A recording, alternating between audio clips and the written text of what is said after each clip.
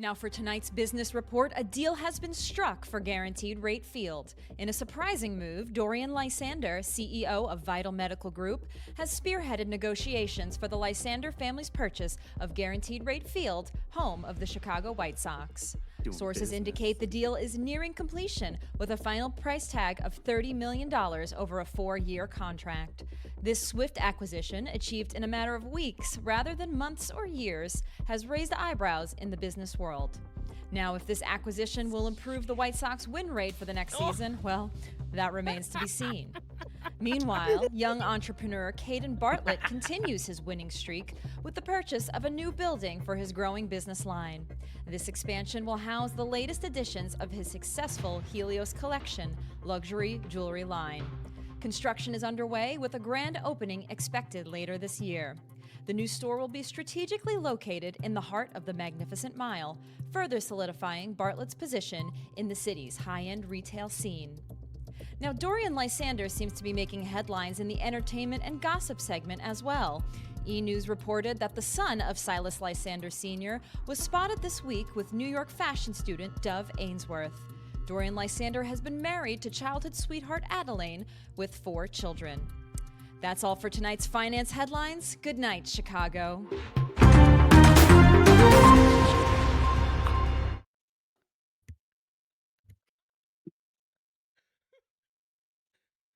Dead, y'all. That's it. Got him! Hold up. Oh my God, Dorian! What happened now? With 4 children, you're gonna go like out there with 4 children? The jaw drop from Dorian. Oh my God, I'm done. That was great. So Lysanders, as you turn on the news for tonight, you would have been greeted with those headlines, not just obviously making the news, the local Chicago news, but articles online as well have been spotted of one, the growing talks and speculations of the acquisition of Guaranteed Rate Field. Many speculating what the name is going to be changed to, whether it be Vital Medical Field or something else, Ethos Investment. There's lots of talk about what the new name might be. Then, of course, there is talk of a new building coming to the Mag Mile by Bartlett and Zenith of his new Helios luxury collection that all of you were able to attend his grand opening for that. Expected to be a very high-end store, luxury store. And last but not least, yes, the more in the gossip and entertainment articles, Dorian, you see that somebody took some photos of you and Dove locked arms. And you, Dorian, actually, I want you to, I want you to roll me a wits and investigation. Just.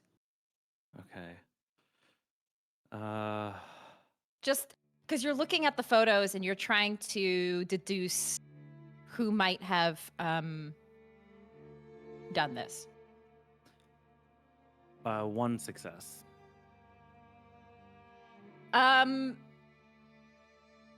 It's hard to remember everything, but you're looking at the angle of the photos. This was taken. Looks like it was taken near the elevator when you guys were going in together. Mm-hmm. So. Well, I mean, there's really only one moment that photo could have been taken if I'm linked arms with her. Yes. So that is some of the details that you get in the last couple of nights and things that you have learned. And it has been, it's only been a night or two since everything happened at the Diamond Yama Club. And for the 3 of you, you haven't been able to sync up again as family since then. You've been kind of cooling down from everything that's happened, getting back to your own things that you need to take care of, including taking care of your own domains, havens, and feeding if you need to. So, for anybody who does need to feed, because you had a pretty busy night the night prior, you can roll me your normal predator hunting check to see if you to just see how well you do or how you feed. So if you click on your little predator type on Demiplane,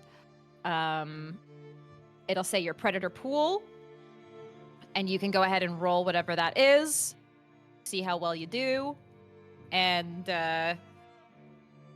sate your hunger Two if successes. need be.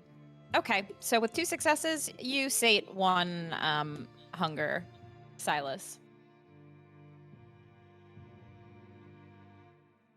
I have 4 successes.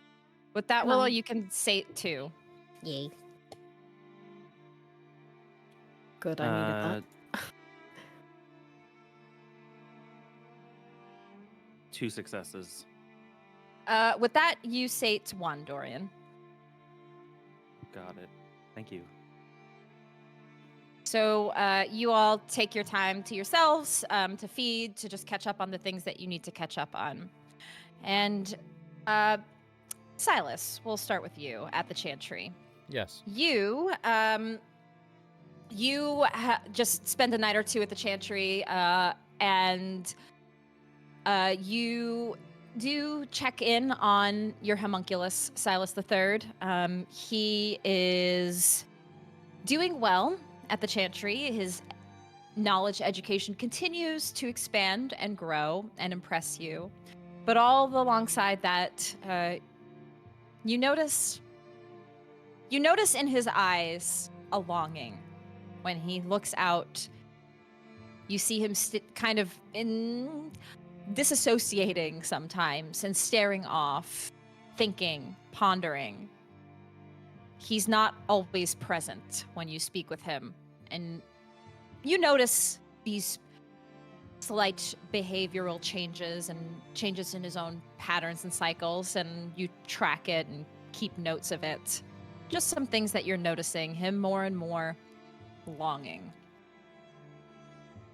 On top of that, Simone is still at the Chantry. You see her from time to time, and she checks in on Silas III as well. And Regent Deuceable, you see him, and you catch up with him and inform him of your plans, as he's heard it in the news as well, the plans for the Lysander family to acquire Guaranteed Rate Field. It has, of course, piqued his interest. Mm-hmm. Do you delve into any details with him on that, or do you just keep it short and sweet? No, I would I would inform him of the plan. He was kind of the one that set it in motion, and that we needed some sort of landmark for our ongoing project. So I would definitely give him the whole spiel. It's close to the Chantry. It's in the nearby. It's just by Chinatown. It's just to the west. And, I have to look at the map again, but it might even be in Tremere territory. So all of the nitty-gritty details that we can use that for whatever we need. He acknowledges this and also just notes that he'll see you at the Elysium in the coming nights that everyone has been invited to. So after you give him that information, Silas, I need to ask him one more thing. Yes, of course. Regent Deuceable, I need your permission to pull everything we have on the Lysander.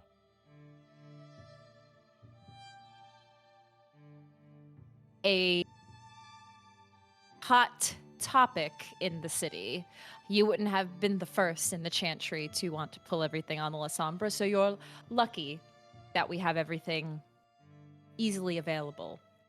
If you head into the library, you should be able to find an archive on all things Lysander. Perfect. I feel the need to inform you about a fellow Tremere, Khalil. Yes, Khalil and I are rather close. He's been taken by a Lysander.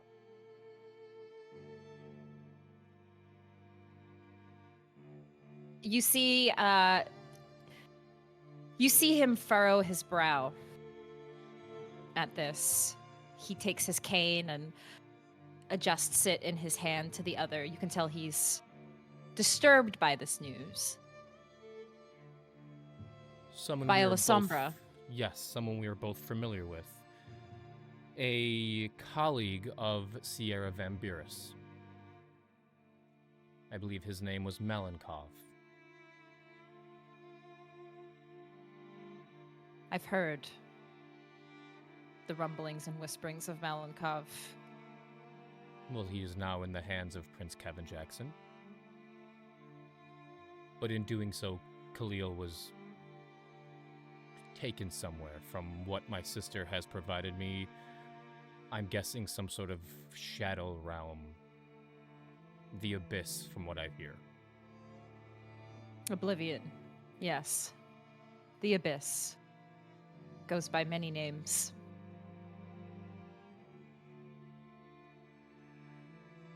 It is troubling to hear such things. That's why He I is wanna a take- very, very powerful Lysander. That's why I need to find everything we have on that clan. I intend on saving Khalil.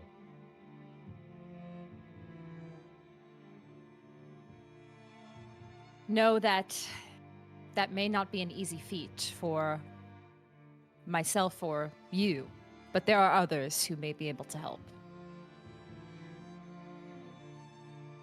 You may want to reach out to your sire when you get the chance. I had the same idea. Thank you, Regent. I will see you at Elysium. You as well. Thank you for the preview of the news we will be receiving. He chuckles. And Silas will take his leave and he'll go into the lab. And he'll see Silas the Third staring longingly outside. And Silas, kind of short, kind of curt, he will... Hey, we have work to do. I need you to go to the library. I need you to pull everything that regards the Lysander. I need everything that you can find on either the Abyss or what's known as Oblivion. Do you understand? I understand. And when you find them, I want you to place them in a circle in the middle of the lab. Why circle? We're going to do a spell.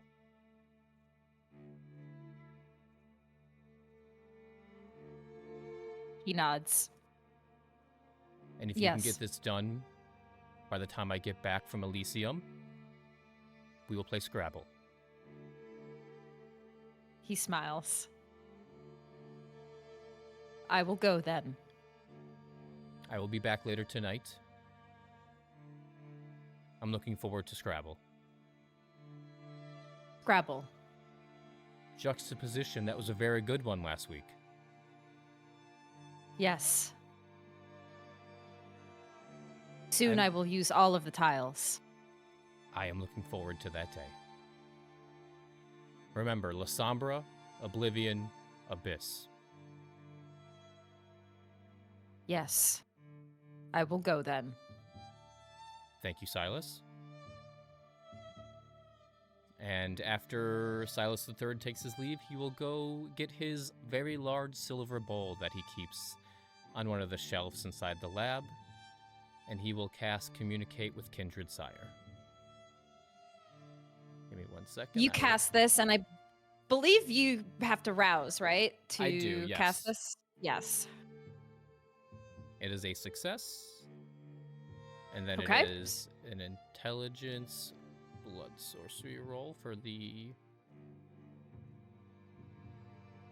Hit my elbow on my desk. Ow.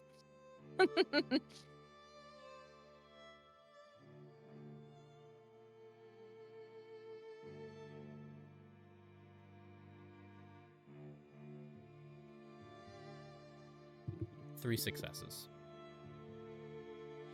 3 successes. So you take this bowl, you put the blood in it, and you begin the ritual to open this bridge between your mind and your sire, who is thousands of miles away in Manhattan. And it takes a moment to establish that connection. But after 3 or 4 minutes, you eventually hear that familiar voice of Aisling Sturbridge. Hello, Silas. Hello, sire. I need your take help. it you have... Yes. I don't come without updates, though. We have acquired the Chicago White Sox field for our ongoing project. Fusible said he needed a landmark, so I got him a rather good one. Yes, that is very good to hear. That means perhaps my trip to Chicago will be coming up. I'll be looking forward to seeing you. Just let me know, or Fusible know, when the deal is set and you have access to the field. I will let both of you know when the time comes. I hate to press you, but time is of the matter. What do you know about the Lysander and the Abyss and/or Oblivion? A fellow Tremere was taken by a very powerful Lysander into what I assume was the Shadow Realm, and I intend to find them. She pauses for a moment, but then asks, "Do you know the details of what happened?" He grabbed Wait. him with a shadow-like arm appendage. It was in the middle of a fight. I didn't hear any words or anything like that. His arm just turned into some sort of shadow thing.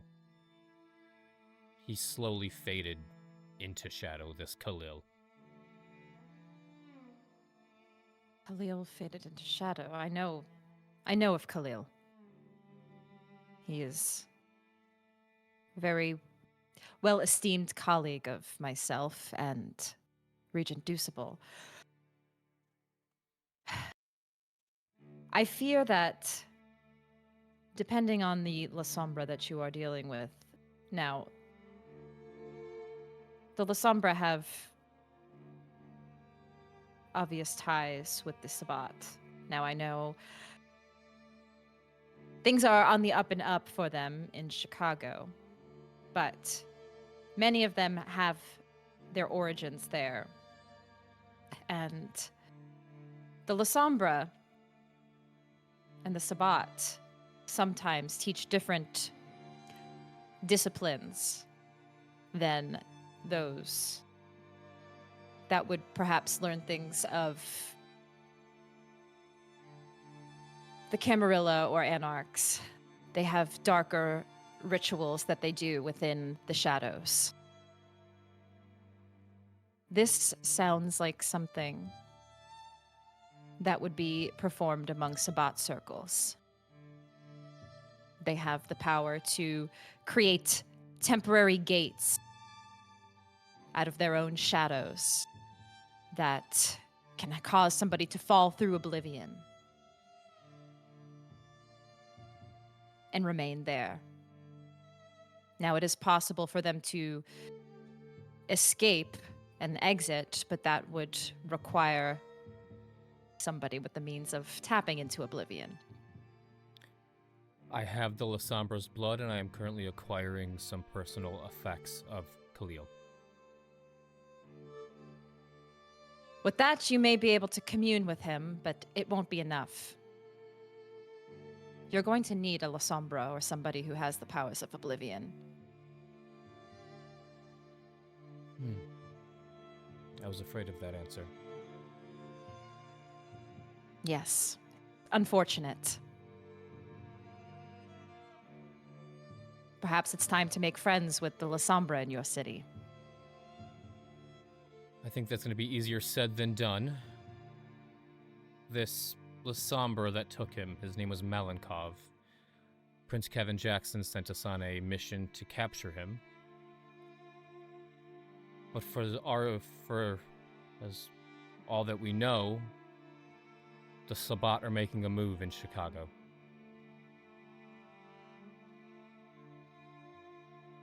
It wasn't enough for Miami or even for our troubles in New York. No, they have to also make their moves in Chicago.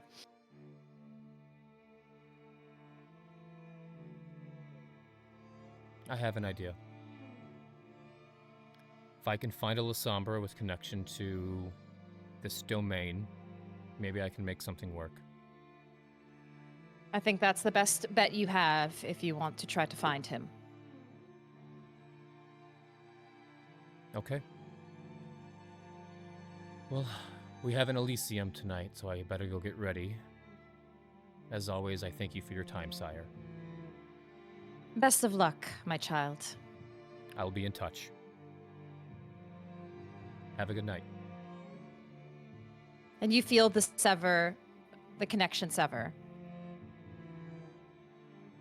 And Silas, you, with this news and these revelations, begin your own preparations for the evening, and of course, for Elysium.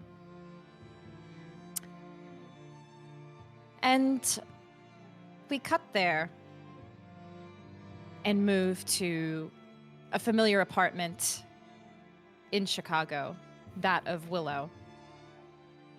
A apartment that, when first purchased in the recent weeks, was done with excitement and anticipation, but now it brings lingering pain and memories that haunt you each night that you rouse here. And tonight you rouse again in this place.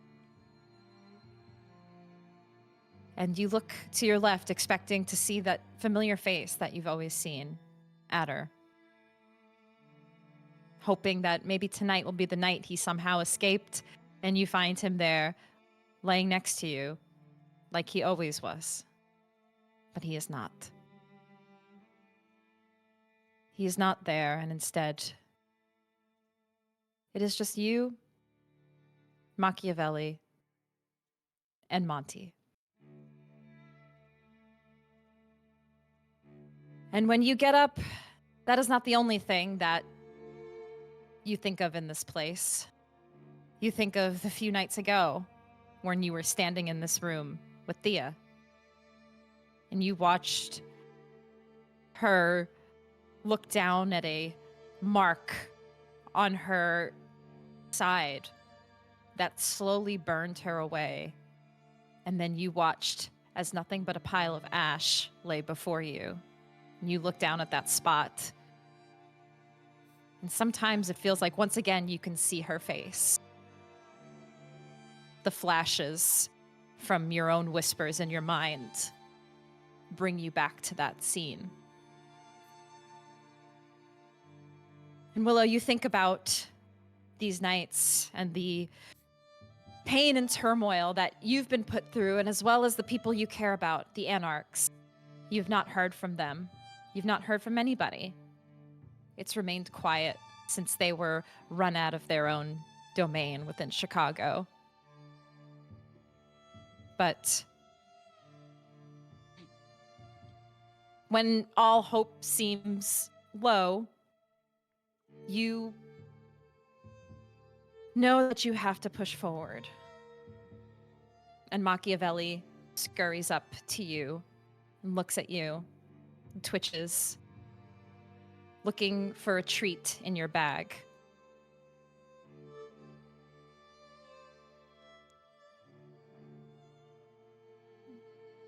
She gives a deep sigh. Something I guess even she doesn't really need to do anymore, but it's out of habit still.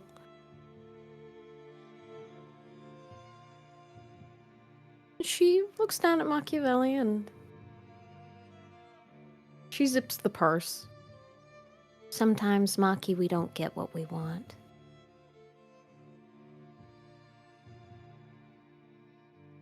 Maki looks down the closed bag, looks up at you.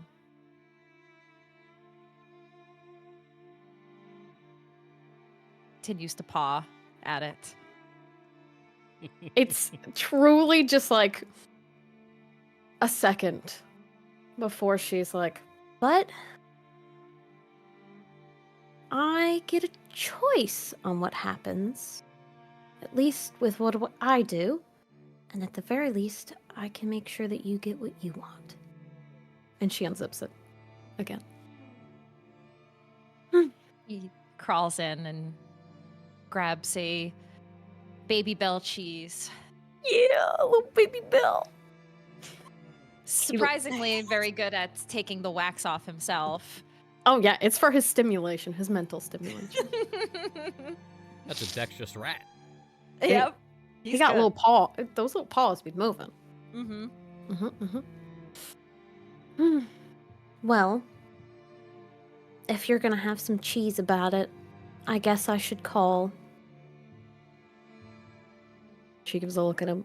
So before you eat your cheese, I need you to work my phone. Because he's the only one that has warm little Pete's. So I gotta use his warm little Pete's to dial. He takes another bite of the cheese, pulls up the phone to your hand, and then puts his paw nearby. And I'll just take his little Pete. And I dial with his little warm rat Pete. And she is calling Lucas. She calls, you call Lucas, so Machiavelli calls, and Lucas answers. Look, what are you doing right now?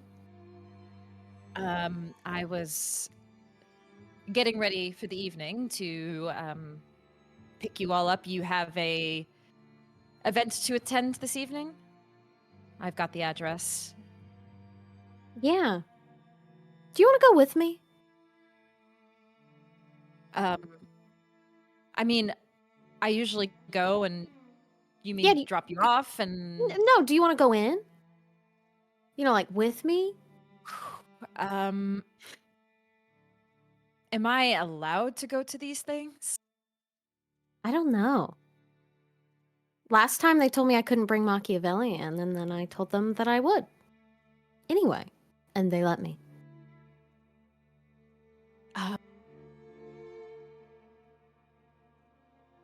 Sure, why not?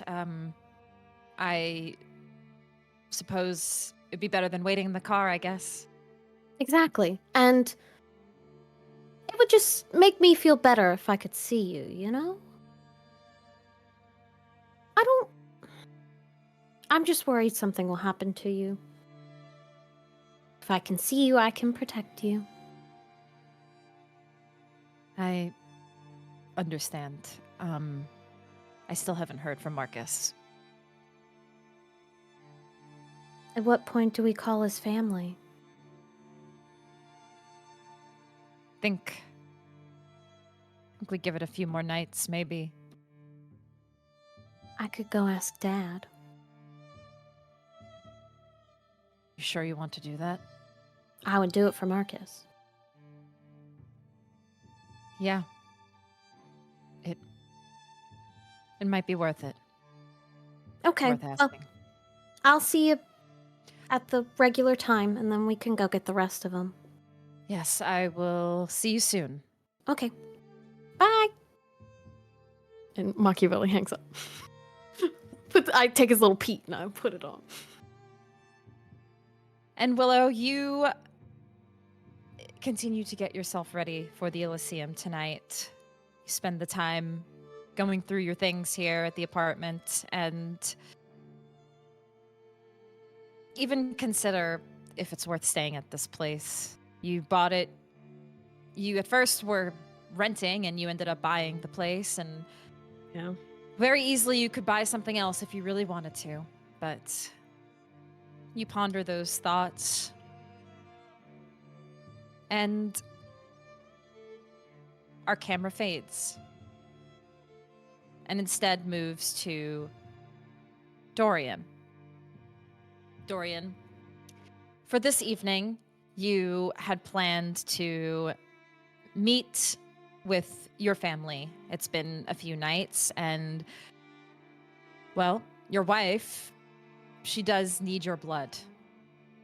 So, you've made the arrangements to meet with her tonight. You don't know, actually, if she's seen the news of what's happened. She keeps I would herself assume busy. Yeah. But- Okay. You don't know. As you make your way to your family house, you walk in the door and the kids are still up, actually, which is surprising because they usually go to bed and usually 9 o'clock. But you see your youngest, or no, your oldest, who is Remy. He runs up to you, gives you a hug, and you look in and you don't immediately see your wife. Takes a bit. Yeah, Dorian would have walked in, kind of frustrated, a little distracted, like turmoil, and then he would have come inside and seen his kids and just sort of that melt away, and he'd light up when he sees them, and he would greet them, spend some time with them, and of course, like, he's looking around looking for Adeline. He doesn't see her in the kitchen. He takes the kids over to ask them. He asks them if they want anything to drink, to get them a snack or something. And he's just spending time with his kids now. You do, and you grab them some juice boxes. They spend time with you, and eventually, round the corner is your wife. She looks, she doesn't look super put together like she normally does. She's, her hair kind of in like a top knot bun, sweatpants, me on a normal Monday. And she just looks she looks not the usual put together that she is, and she looks at you, Dorian. Adeline? Kids are still up? I can put them to Yes. Sorry, I was just a little distracted this evening. I had some things I was taking care of. I can put them to bed. bed.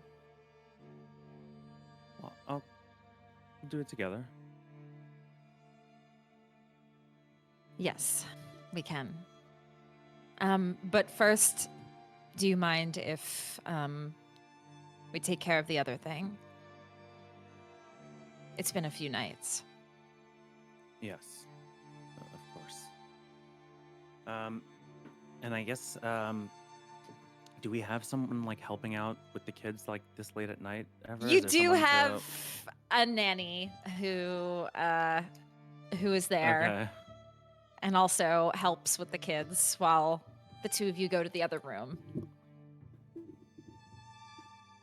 Um, and Dorian would lead her to, I guess, like a guest room somewhere private. um, and he would start to remove his cufflink and pull back his sleeve, and he'd look at his wife and just ask her, "You doing okay?" As he exposes his arm. And she immediately takes your blood. Before even answering you, you see she just right to the vein. She craves this. This is her life now. And before she even wants to engage in conversation with you, she needs your vitae to keep her going. And so she feeds, and Dorian, you will gain a hunger from that. Okay. And after that, she takes a moment and does look at you. Yeah, I'm doing fine. I saw the headlines. Yeah. Okay. I mean, you don't believe them, right?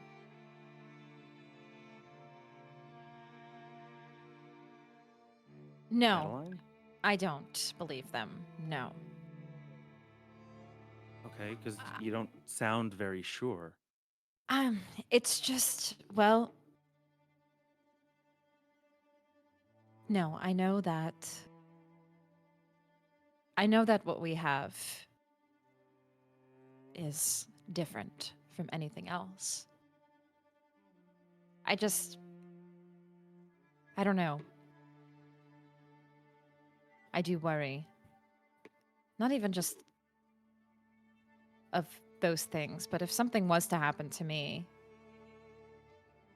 what would you do? You know? Your father seemed to have moved on pretty quickly. You know I'm not my father. No, you're not. These are just things that I think about. I'm worried too, Adeline. I'm not gonna lie to you about this.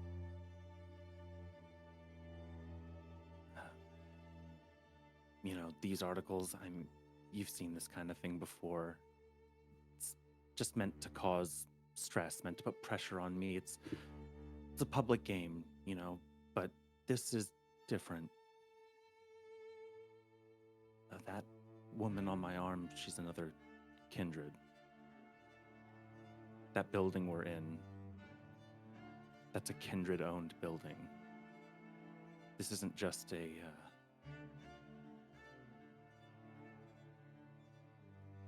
Look, at best, it's just a little bit of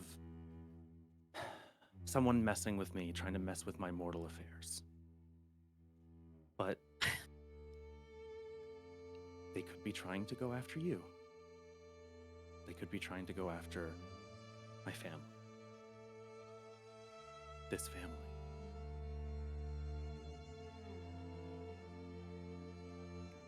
That does seem to be the case, yes. And I don't like it.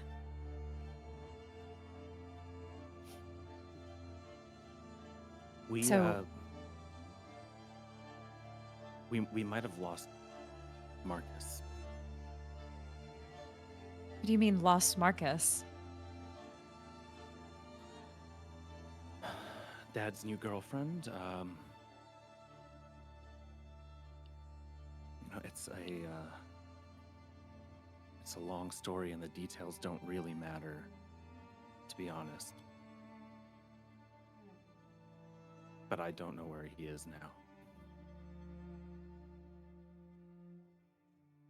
And the more I think about it, I was so stupid. I thought he served my dad for so many years. I thought, I mean, of course he's got to be able to handle himself, right? And he's got our blood flowing through him. You know, he's stronger than a normal person.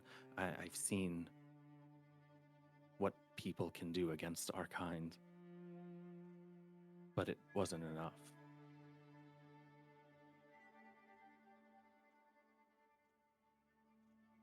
I'm sorry that happened. The more I hear about these things that all tie back to your father, the more I worry. How much more is he going to do? How much more damage is he going to inflict upon the people we love and care about? How much longer are we going to take this?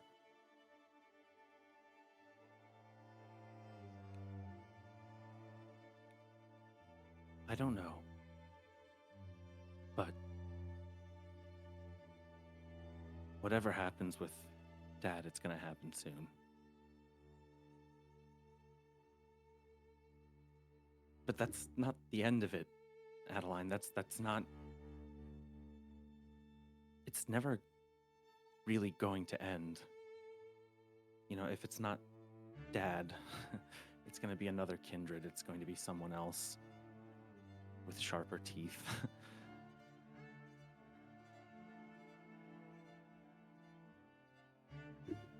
And that's just it then. For our lives, for our children's lives, that's just how it's going to be now.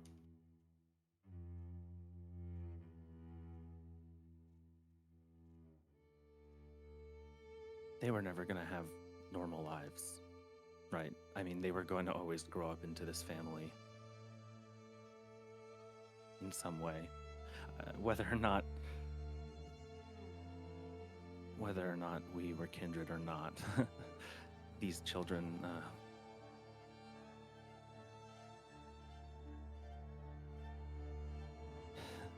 I can only hope that they have different lives from you and your siblings. I want them to have the best and not have to worry about the things that you and Silas and Willow and Val have to worry about. What do you mean? Like, The family stuff you told me about, just all of the family drama, Dorian.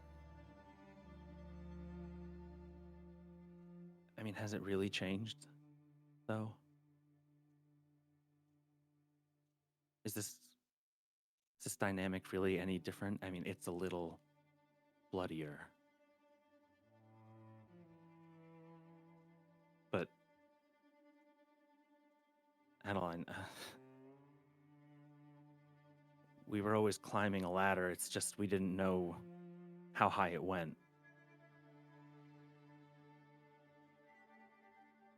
I don't know if there's a safe future for this family as kind, as mortals. I don't know if we're going to be able to keep our children safe. So, you want to... That should be your first priority, Dorian, is making them safe. You want them to become what you've become? Is that what you're saying? No, not now. But eventually, We should want different yes. lives? No, we When should they're want different older, lives for them. I will give them the choice that my father didn't give me. And they'll be prepared for it. They'll know what we are. They'll know what it means. They'll be ready for the choice in a way that I wasn't, in the way that my family wasn't. You're going to present them with those options, Dorian. You're going to just... And what if they say no? And we're going to present them with those options. You and me together. I know you turned me down before, but this isn't going to work if you're not a kindred as well. Marcus couldn't keep... Marcus wasn't strong enough. You need to be stronger.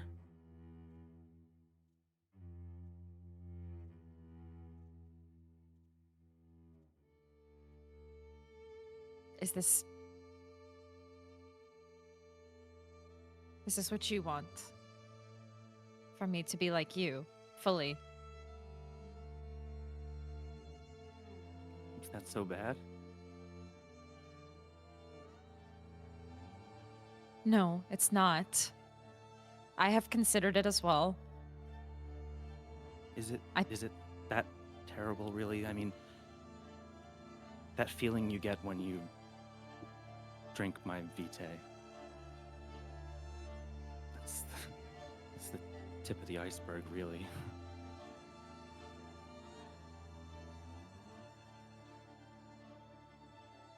Yes, I've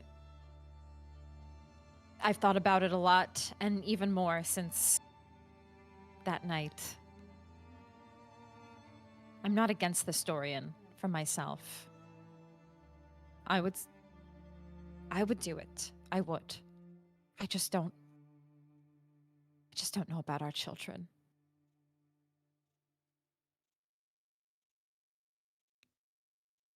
Just think about it, Dorian. We have plenty of time. I mean, we'll have to tell them all at once. The twins will need to be at least 25. I mean, we've got time.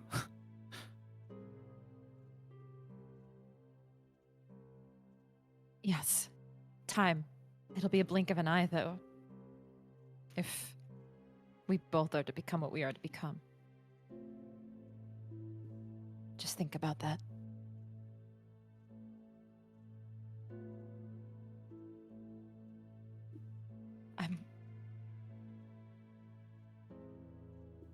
When you feel the time is right, we can do it.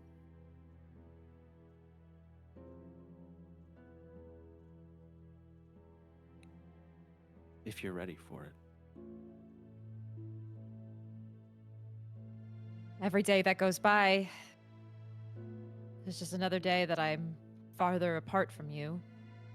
So I might as well work to getting close again.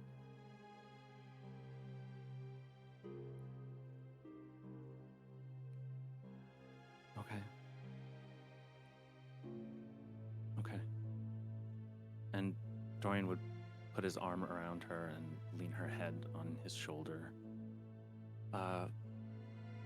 Gently rub her arm, and they would sit there, I think, for a while.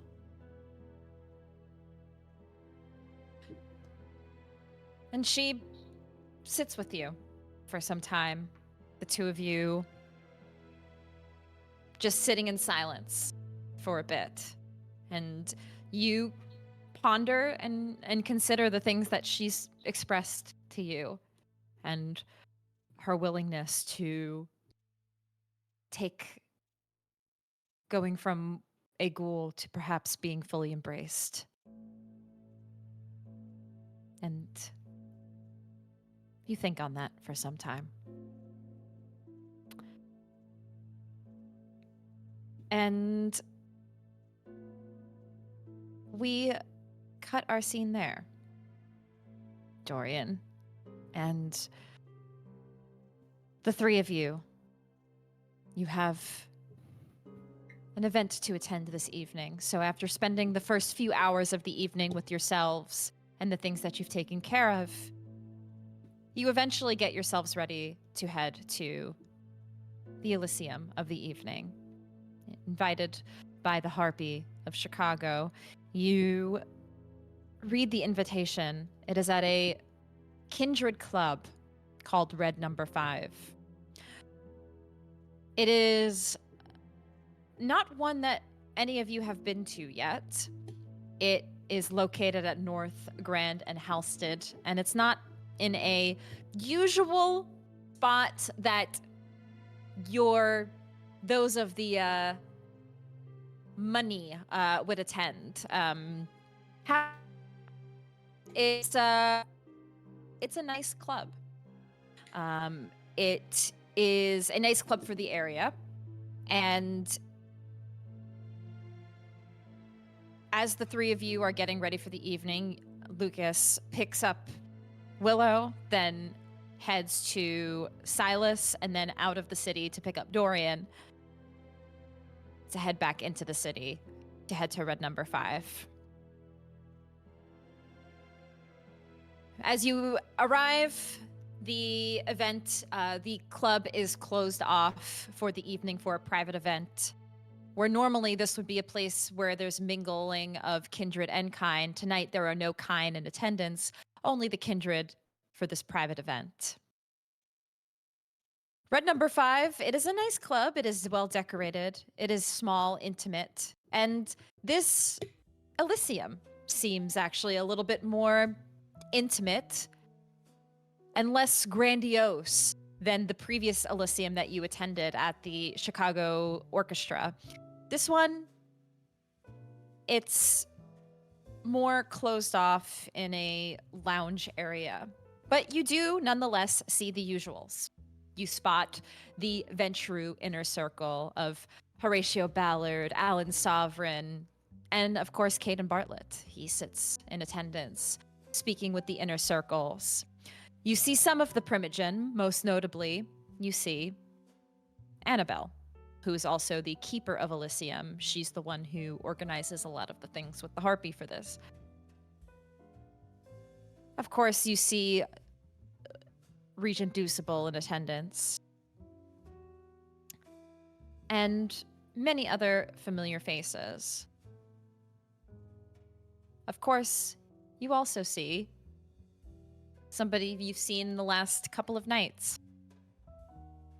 You see none other than the familiar Toreador, Dove Ainsworth of the Mareschal Coterie. The three of you exchange glances with Dove, and Dove, you see the Lysanders. Dove, this evening at the Elysium, what is your, how do you look for the evening? And when you see the Lysanders, what would you like to do?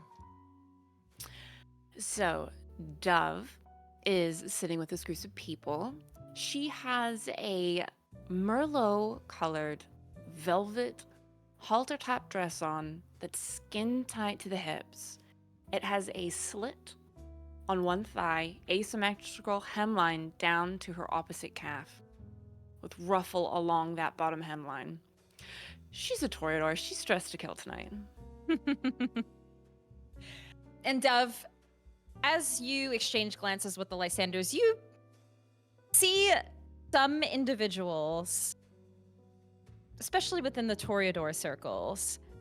You can see them actually roll me a wits and awareness to see what it is that you spot.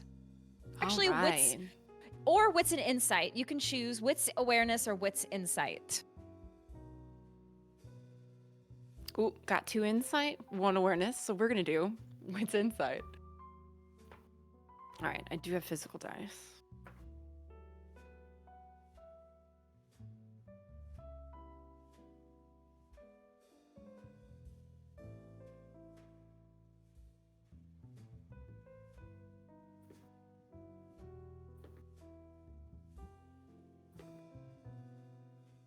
Baby girl has 0 successes. You are pretty oblivious to any sort of glances or exchanges between your fellow roses. But it's good to see some familiar faces that you had just seen a few nights ago. And is there anything the 3 of you, or the 4 of you, I should say, would like to do upon seeing each other for the first time in maybe a couple of nights? Has Dove heard back from Silas at all? Not yet, actually. Oh. But she's dropped her things off, correct? Correct. Yes. Perfect. So she makes polite eye contact with Dorian and Willow, offers a little smile, and then when she gets to Silas, she cocks a brow, tilts her head to the side.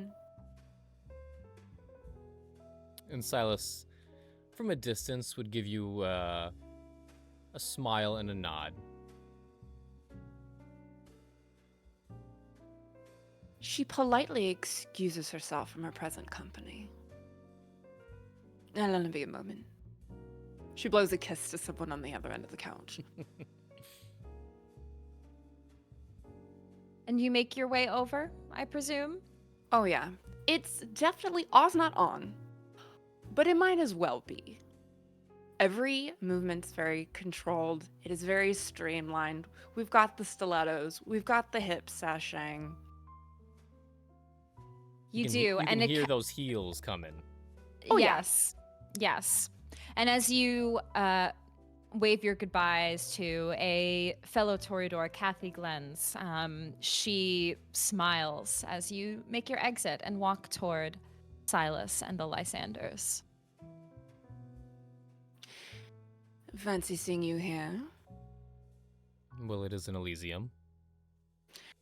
Darling, that was the point. That was the joke that I was making. Lovely. You've found out something then?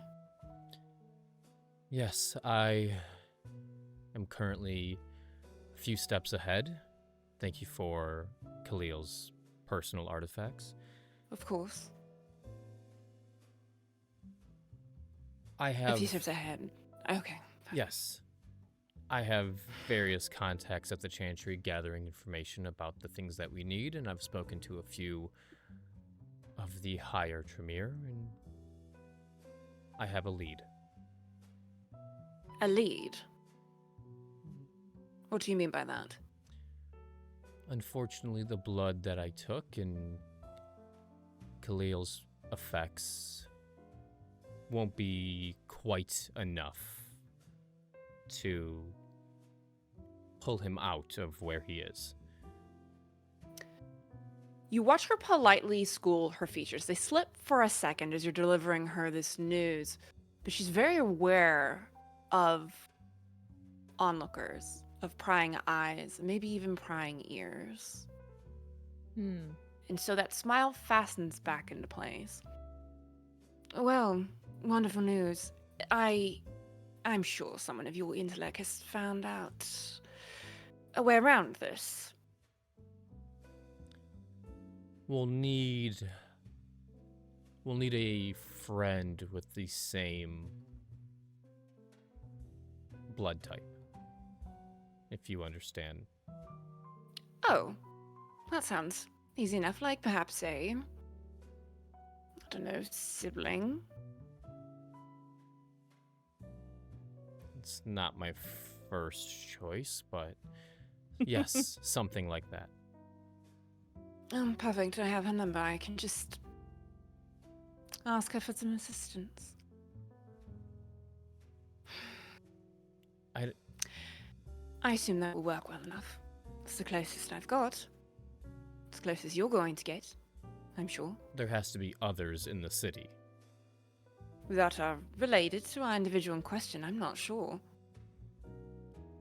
She would be the logical choice, but it's the most pain-free choice.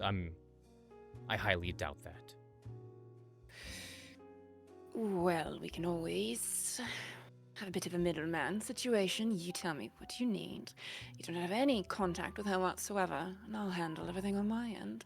And then, like a good little delivery girl, I'll just give you whatever information she gives me. Pass it on, and all that. I would need them to participate. Oh. Yes. In your sorcery bits. All right. Sure, yeah. I'm sorry, what's the polite name for it? Blood magic, blood sorcery, Sounds like... thaumaturgy, if you what I want to be said. scientific, yes. Yes, perfect. All right. Do I just need to invite her over for a sportive tea, or how does this happen? I'm sorry. Do you think after what we did, she's just going to say yes? Well, I need to know what to bargain for, don't I? I have to be able to put my cards on the table, darling. And then we go from there. We would need her to participate. That is what is needed of her. All right, so she'll have to show a bit of specific place and time? I don't know how all this goes on. Essentially, yes. We can All find a right. space and time to do this. Does she need ingredients? I don't No, know. I'll Sometimes. I will provide everything she needs. So I just need her. Yes. Oh, that sounds pretty. And she easy. needs to be willing and able, Oh, is this going to be taxing on her? most likely. Oh, how much? We would need her to participate, be a willing participant in my magic whirly-durly, whatever you called it. I called it sorcery. It wasn't even that bad. All right. I just need to know how intense this is going to be for her because that's going to cost me more heavily. Do you understand? I understand fully. All right. So we can set her up with a nice little treat when she gets there, one for after. That way, if it costs her more than perhaps anyone would like, gets her too close to the brink, you know what I mean? We have a little bit of safety mechanisms at hand. All right, this one's manageable enough. I hope. Oh, do you know the specific thing? Spell? Ritual, right? Ritual. Ritual. Very good. Does it have a name? Is it something I could tell her, like, Sierra darling, I need you for retrieve my good friend spell from, what, Oblivion? The Abyss? Both are working terms, yes. I Oh, don't have a good. name, no, but This she isn't will- a standard spell. from what everyone keeps telling me, it's what the person we had acquired did is very advanced. Oh. Alright, well, if anyone could probably do anything about it. Wait, wasn't there that? She gives Dorian a slight glance. It's very quick. There's nothing behind it. It's just a very quick reference glance. And she looks back at Silas. Don't they have a sire?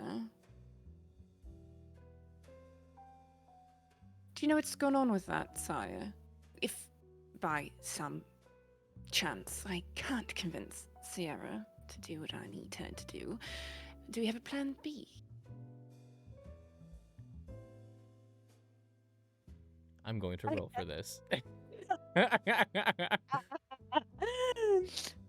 Let's see.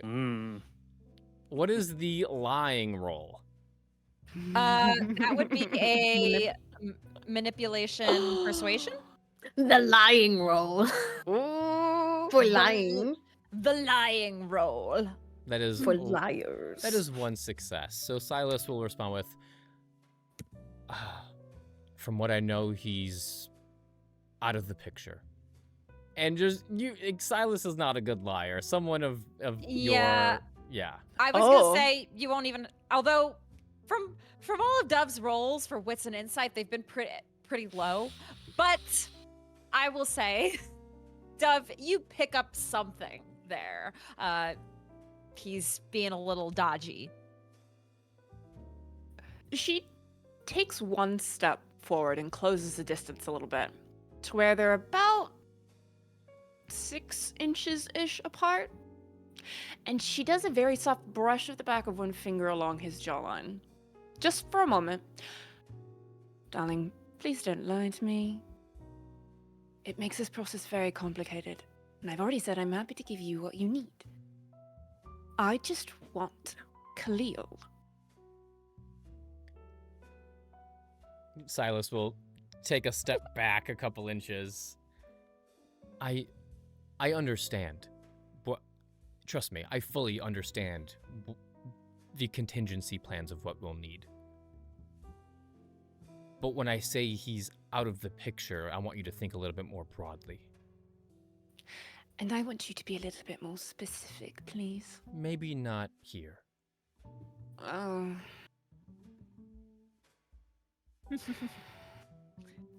All right, we'll just assume that Plan B will be discussed at a later date. Hopefully it won't be an issue at all, but she leans in again and she hinges at the hips. So she's not closing their distance again. It's more of a temporary lean in conspiratorially thing. Because if this is a part of the deal that I need to make, I would rather know what I'm getting myself into because she's already brought it up. She stands back up.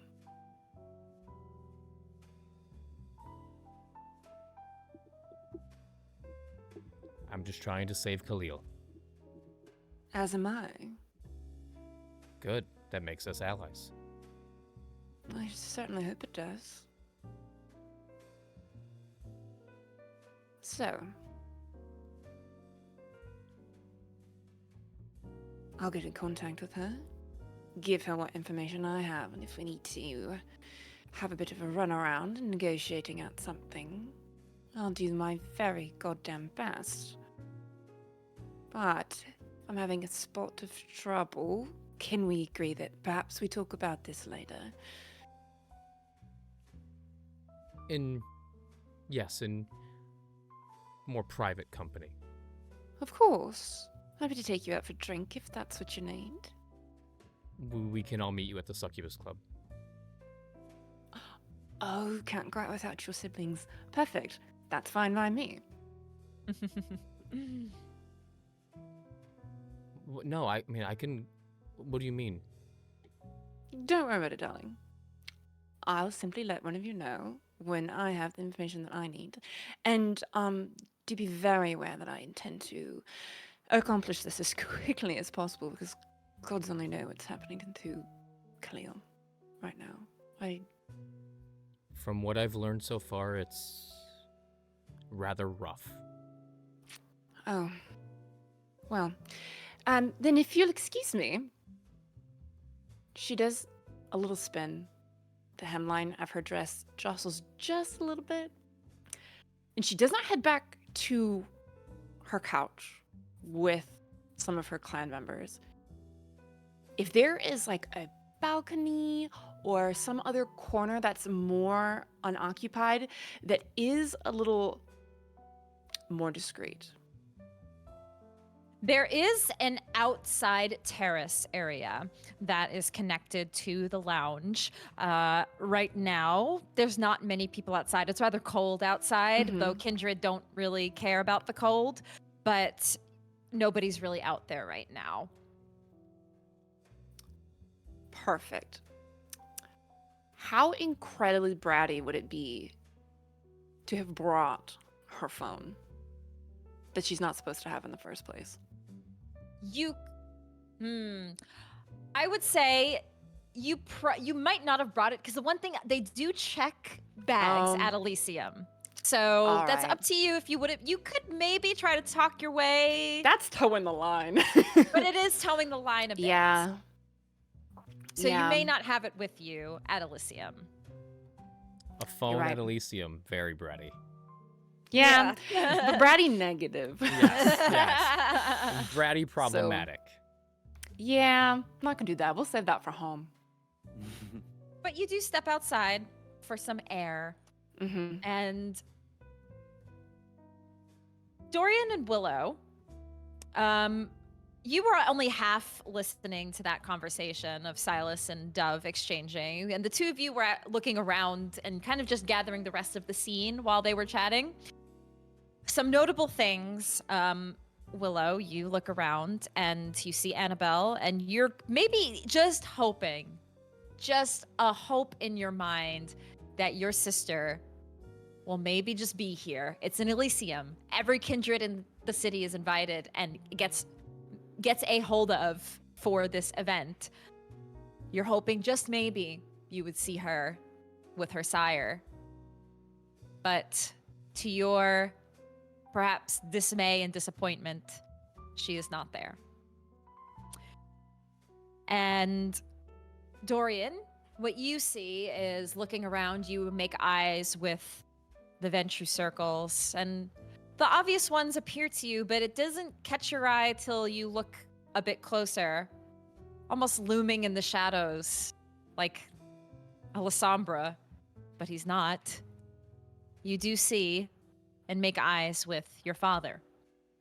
He is here, and he's sitting with the other Ventrue, but not in the spotlight, but in the shadows.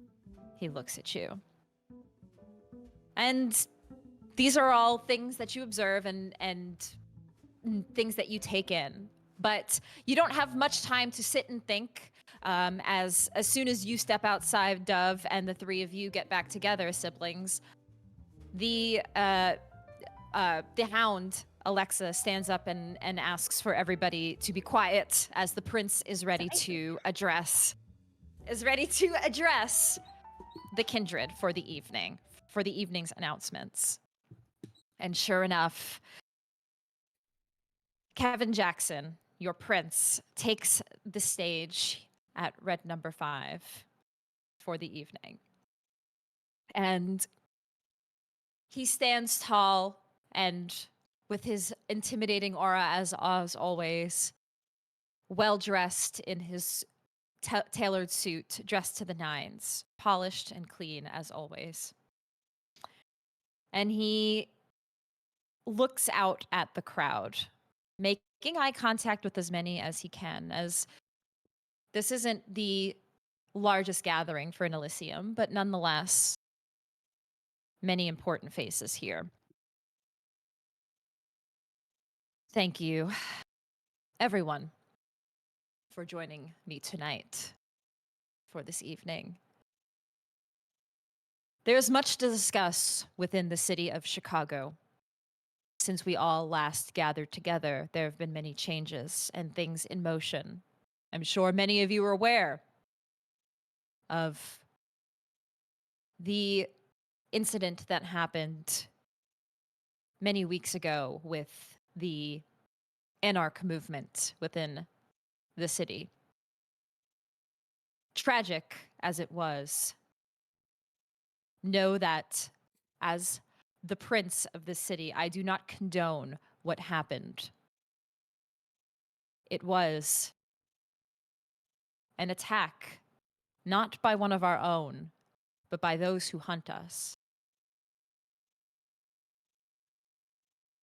And because of that, I do wish to share in perhaps better news that it seems much of the hunter movement within the city has subsided for the most part.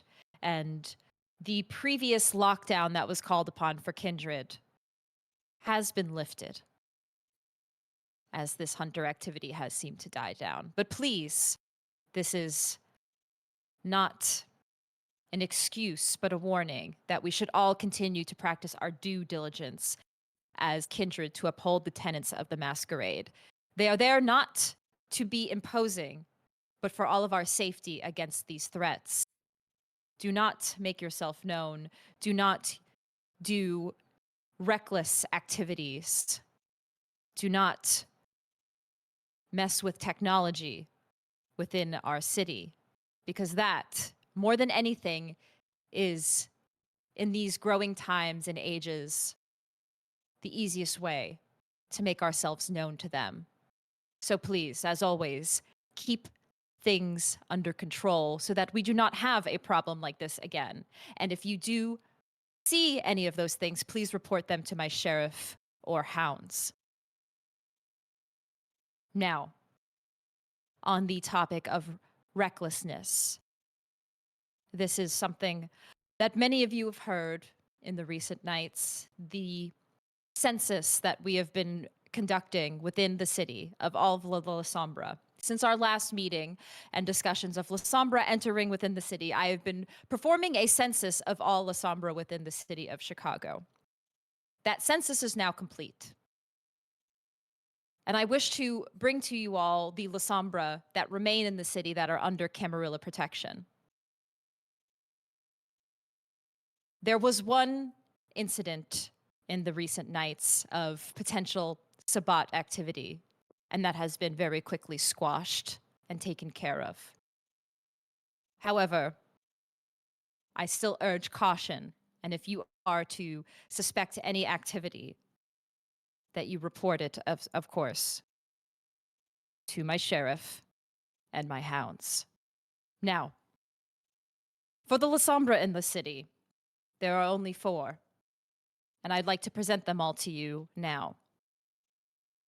You are all familiar with our representative, Sierra Vamburis, and she takes the stage next to Prince Jackson. Sierra has been has been helping us in taking care of the Sabbat problem within the city, and we are grateful for her help and aid in taking care of this. For the others, he brings forward, this is Rabbi Michaelis Basaris. He brings another. This is Emily Ann Fitzsimmons. And the last he brings from him out of town, an individual by the name of Mona. The 4 of them take the stage, and you have never seen any of the other Lysander that he mentions, but one of them is, 2 of them, I would say actually, no. None of them seem of any familiarity or recognition to you. Yeah, I'm just thinking about it. Nope, you don't recognize anything. But you do make note of these 4 Lysander, and the rest of the individuals at Elysium do as well. Now, if there are any other Lysander that you come across within the city, Jackson speaks up, I would like to officially call a blood hunt on any others, as they have not made themselves known, and we've given them ample opportunity to do so. Those who wish to present themselves to the Camarilla must do so through the proper means. Those proper means are offering up an elder of their clan to me. If they do not come with these terms, they will meet their final death. We have been nothing but accommodating to those who formerly associated themselves with other sects within our society. And this is where the negotiations have ended.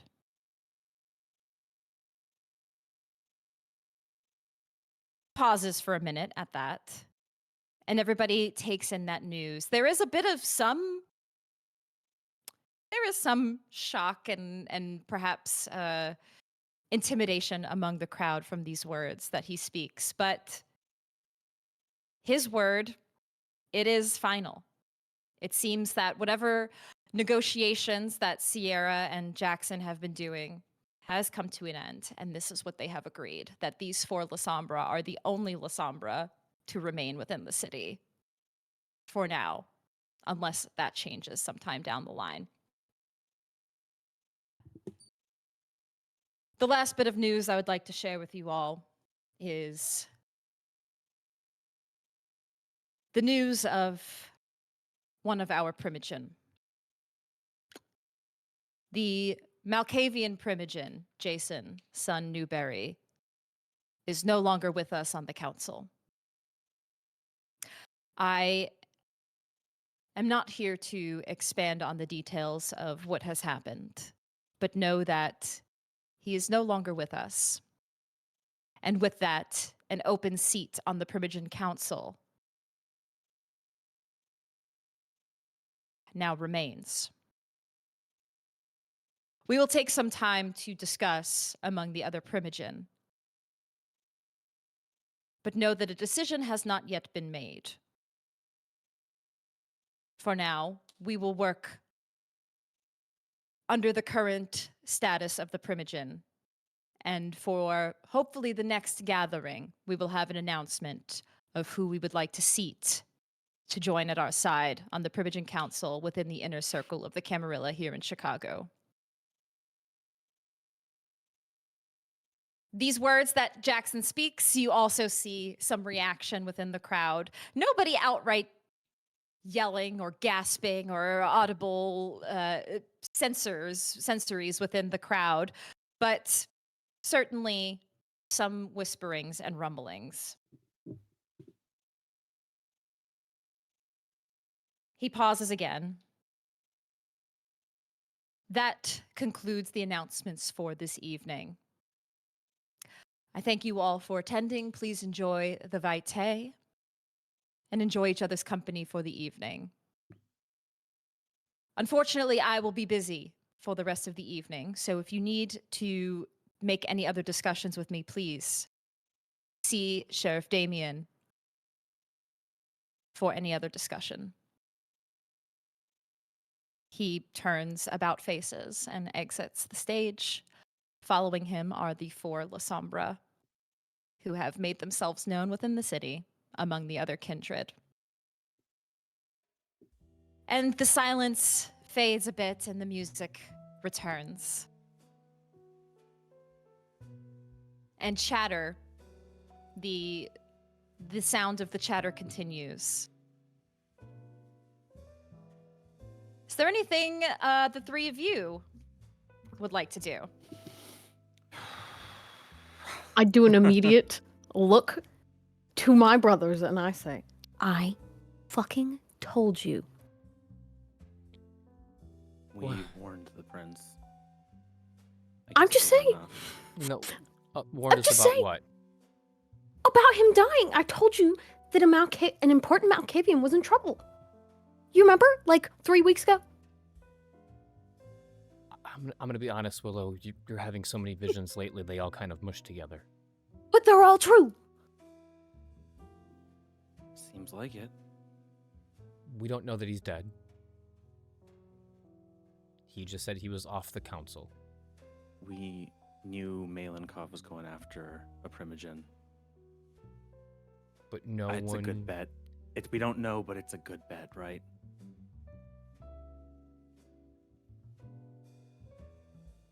I have notes on this somewhere. In another purse. You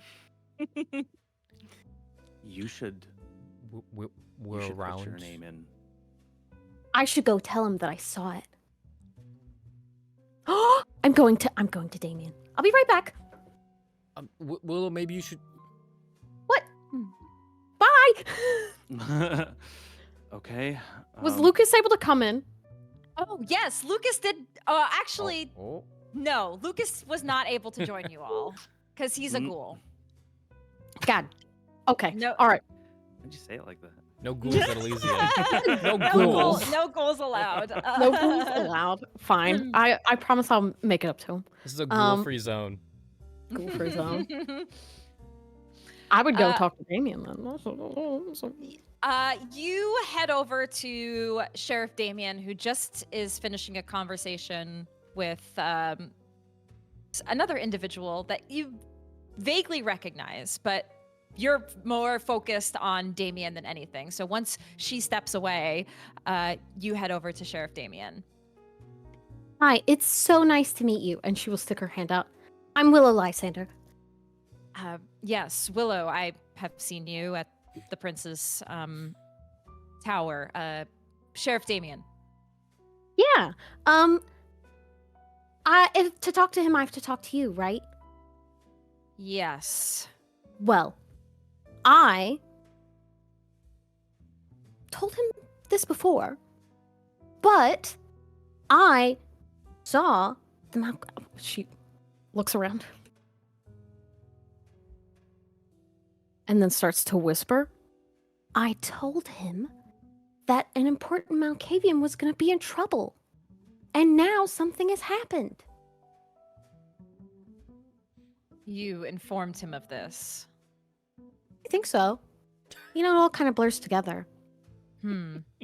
But I definitely had the vision. And You know, this is at least vision number 24 out of 24 that has come true.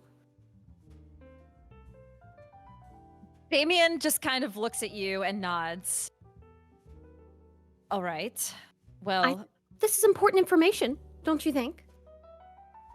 it is good to know that there are visions of what is to happen. Yes, but the details. Did you have any details of what happened? Is there anything that you could have reported that could have helped us stop the incident from happening? Also, the prince has given me orders to not share what has happened to Sun. Well, at the time I only knew so because I think someone he sired was dying and I saw her dying. The hunters killed her? I see. And that's how I found out because, you know, I like saw her dead memories. Very complicated. Okay. I know it's a lot. I will make sure to let the prince know of the visions that you have had about Sun and the prior warnings. Perhaps it will be of use for the future.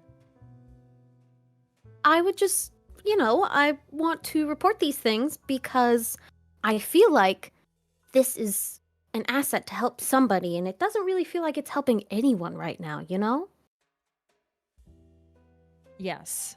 And the Camarilla appreciates you reporting these types of things. Any information and all information that we learn about our fellow kindred is important. So thank you.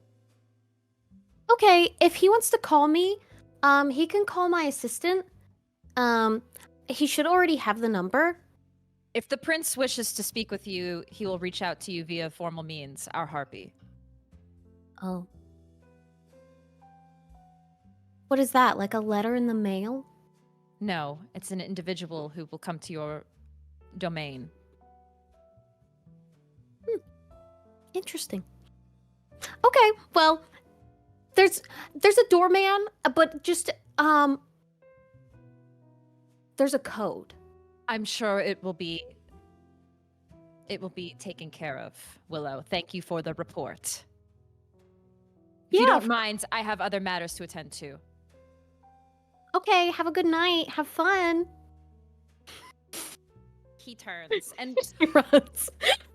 Willow, as you're walking away, you bump shoulders with somebody, but it feels like it was purposeful. You look, and as you look at who you bumped into, it's the person who was just talking with Sheriff Damien.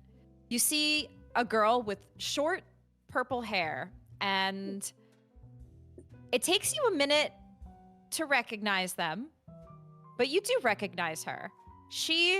You've seen her at the Anarch hangouts. She is an Anarch.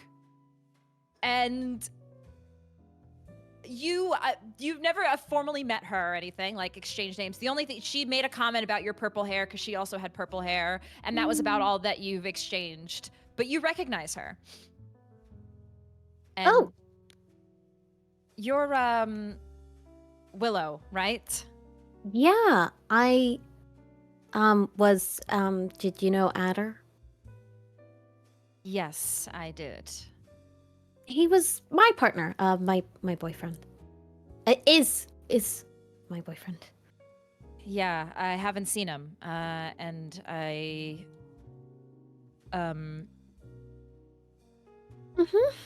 yeah, I just I don't think I've formally met you. I'm Mal Davis. Mal Space Davis or Mal Davis? Just one word. Mal Davis. Mal Davis. I came here from Gary, where the rest of the Anarchs are. They're there. They are there. They're still there.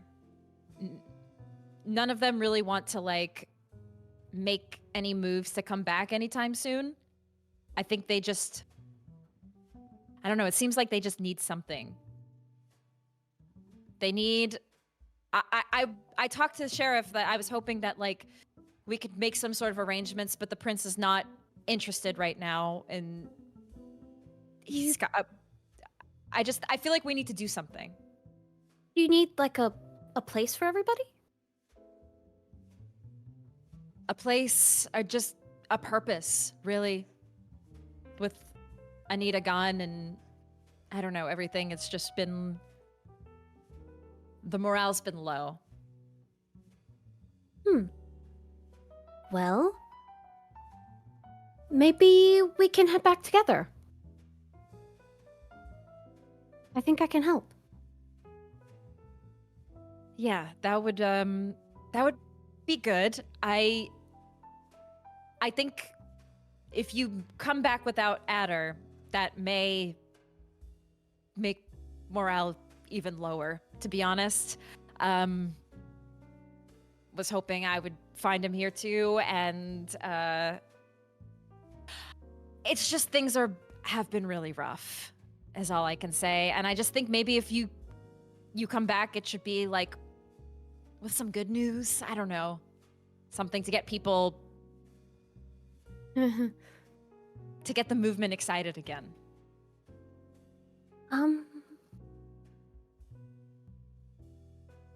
Maybe I can talk to the prince about it. Maybe you'll have better luck than me, because it seems I'm in a queue to speak with him. I'm really good at cutting those. Yeah, that would be good. Okay. Well, then I'll talk to him on behalf of you all. I'm so totally happy to do that. That's what Adder would want if he were here right now. So happy to do that. And do you have, and she kind of whispers, do you have a phone? She smiles. Yeah, I got a new one recently. You know, the whole incident kind of scared everybody. So Here's my number. And she just whispers her number to her. she takes a pen and writes it on her wrist. Perfect. Do you guys prefer Gary, or I can totally get us somewhere in the city if you prefer? Gary sucks. Yeah. Yes. We want out. Do you have a preference? Honestly, it was nice to be just like on the outskirts of the city. So something like what we had would have been nice. Maybe an old industrial building? Yeah, that would be nice. Okay. See you about it. I mean, I'll text you about it. She whispers. They're whispering stuff. She smiles, and I'll catch you around, Willow. Have a good night. You too. Her. She's very pleased with her little plans.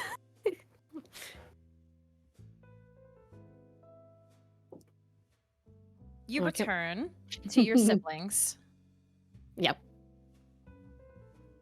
Dove, from the news that you heard from this Elysium, is there anything you would like to do? Any other exchanges? I will say, at this point of the evening, now that the prince has made his statements and remarks, some people linger and remain for another hour or so, but a lot of people begin to trickle out if Kindred have other plans, other places they want to be. They came for what they needed to hear, and now people begin to trickle out and leave. So is there anything you would like to do, or any other remaining exchanges or conversations you need to have for the evening? I think Dove is just going to make a few last polite rounds. Whoever needs to be rizzed up a little bit for social capital, any I's that need to be dotted, T's that need to be crossed. She's just trying to maintain her social rapport. But I think as soon as that is taken care of, she needs to go talk to Ida ASAP. Yes. So you do. You make your rounds. You make your exchanges. And the last person that you do talk to before you begin to head out is Caden. You see him in the Ventrue circles, and he catches up with you very briefly and makes a few remarks about how he heard things were going well, and says he's sorry to hear about some of the gossip news outlets reporting on things from the evening, but he'll have his people make sure that none of that gets back into the news again. I'm sorry. What are you talking about? Oh, you didn't hear the news about you and Dorian being arm in arm? Dorian, a Well, married man. Oh my god, are all Americans this prudish? When it comes to people of certain stature, anything to make the news. Oh, thanks, Wayward. Oh, Oh, thanks, It's- Wayward. Thanks for the donation. oh. Much appreciated. Thank you, Wayward. She does a little blink blink, and then it hits her. Oh, it's because I'm attractive. It was just some random individual. Alright, that's fine. I'm not bothered by it. No. And he does one of his normal comments. Yes, a gorgeous woman with a Lysander that isn't his wife. That does seem to raise the scandal alarm bells. So, God forbid people interlace their elbows. yes. Tragedy. Well, it is the talk of the week, but as all of the kind of news, it will eventually slip people's minds. So Of it shouldn't course. be anything you or Dorian have to worry about, and I will make sure it won't happen again. Do you know anything about how that got into the news? Because I dare say that physical contact, as illicit as it was, only lasted for less than a minute, perhaps? He escorted me inside the building. Well, as somebody who has almost fallen victim to blackmail in the past, I can say that whoever did it probably did it because they wanted to get at either you or Dorian. Oh, well, they're certainly not getting at me, so My bet's on Dorian. of course. Well, oh, he is married. I hope his wife's alright. Unfortunate. Do you think it'd do more damage if I sent her flowers? He chuckles at that. Caden chuckles, and I don't know if that would be the right move. I could write her a But- nice little note. Sorry I touched your husband's arm. I think it probably has done more damage to Dorian than it has to his wife. Well, right, but she's the innocent party in all of this, isn't she? She is. Alright, she gives him a little pat, pat, pat at his, upper shoulder. Now, darling, is there anything else that I can help you with? Nothing other than giving your coterie my regards. Sad to see them, not to see them all here this evening. They were very busy, unfortunately. But I'm happy to represent them, so I will give them your well wishes, I'm sure we'll chat soon. as we always do. He smiles and takes his leave back to the rest of the Ventrue and sits and dines with them. And Dove, you begin to make your exit for the evening. Unless there's anything any of the rest of you would like to discuss with Dove. Silas, Dorian, Willow. You see her taking her exit. And that is where we will take our break. Oh, I was gonna say Silas will, as he sees her leaving, Silas will quickly walk over to catch up with her. I saw you leaving. There's potential 3 other prospects we could go after now. I thought you said they needed a similar blood as possible, correct? I mean, the one we were speaking of would be the best choice, but it doesn't have to be as close. That would make it easier, but I'm rather good at what I do. Well, Khalil deserves my best efforts. Fine. You don't have to associate with any more than you'd like. If you'd like to play this like grade school, you can tell me what you'd like me to say to her, and I can literally turn to her, who's standing a foot away, and I will relay your message. I do think you're underestimating how far I'm willing to go to get Khalil back. I'm right there with you. One last thing. The prince gave us a boon. I wonder what... Oh, well, he gave us both a boon when we did the thing. Did you forget? Khalil's usually in charge of keeping track of those things.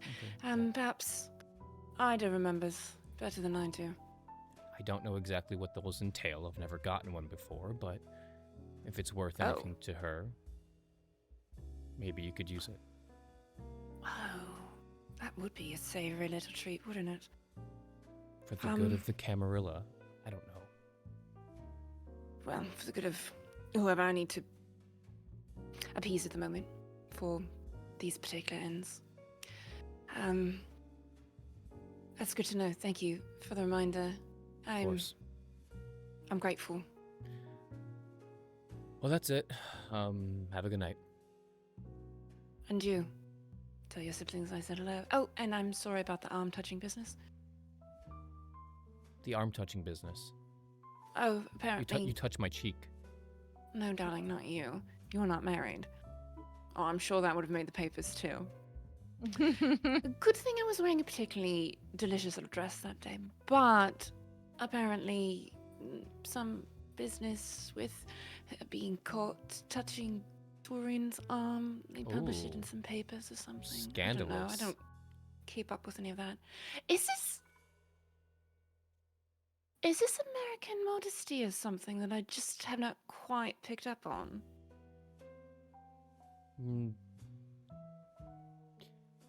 I don't think it's a modesty thing. I think it's a money thing. Dorian's one of the most wealthy people in Chicago. But it was just a very... could have been a sporting grandmother. We grew up with this sort of thing.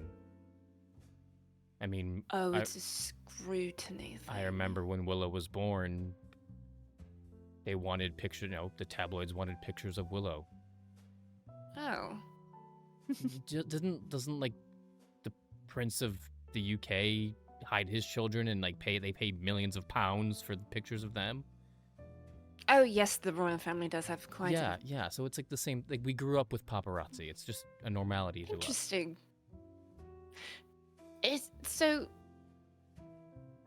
I do have to admit I don't keep up with kind popular culture much anymore, but interesting to be treated like royals just because you have a bunch of money.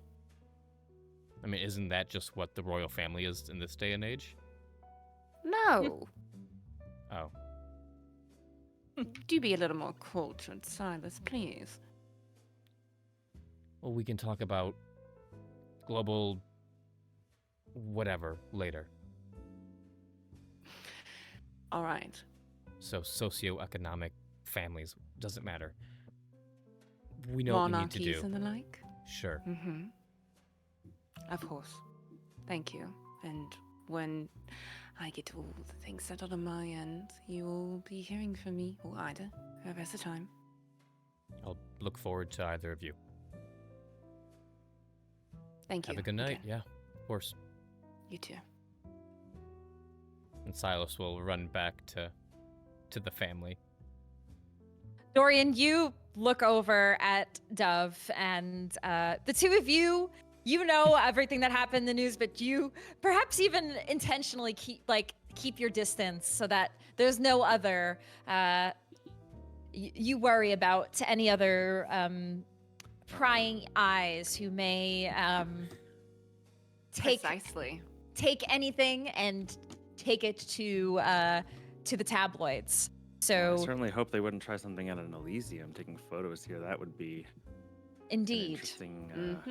Yeah. The giveaway Indeed. that Kindred were behind it. yes. Mhm. But you at least see her, and the two of you exchange glances. Willow, you as well, as Dove quickly takes her leave, and perhaps you all not long after her, as you've accomplished everything you needed to at Elysium. And the three of you have a lot of catching up to do from everything that has happened. So as you take your leave from the Elysium to find a more private place for discussion, we ourselves are going to take a 10 to 15 minute break. So we will be back in 10 to 15 minutes, and we will return with the Lysanders. And Dove, thank you for joining us for Elysium. And Of course. Thank you, Emma. joining us. Yes, thank Of you, course. Emma, Thank for joining Anytime. us.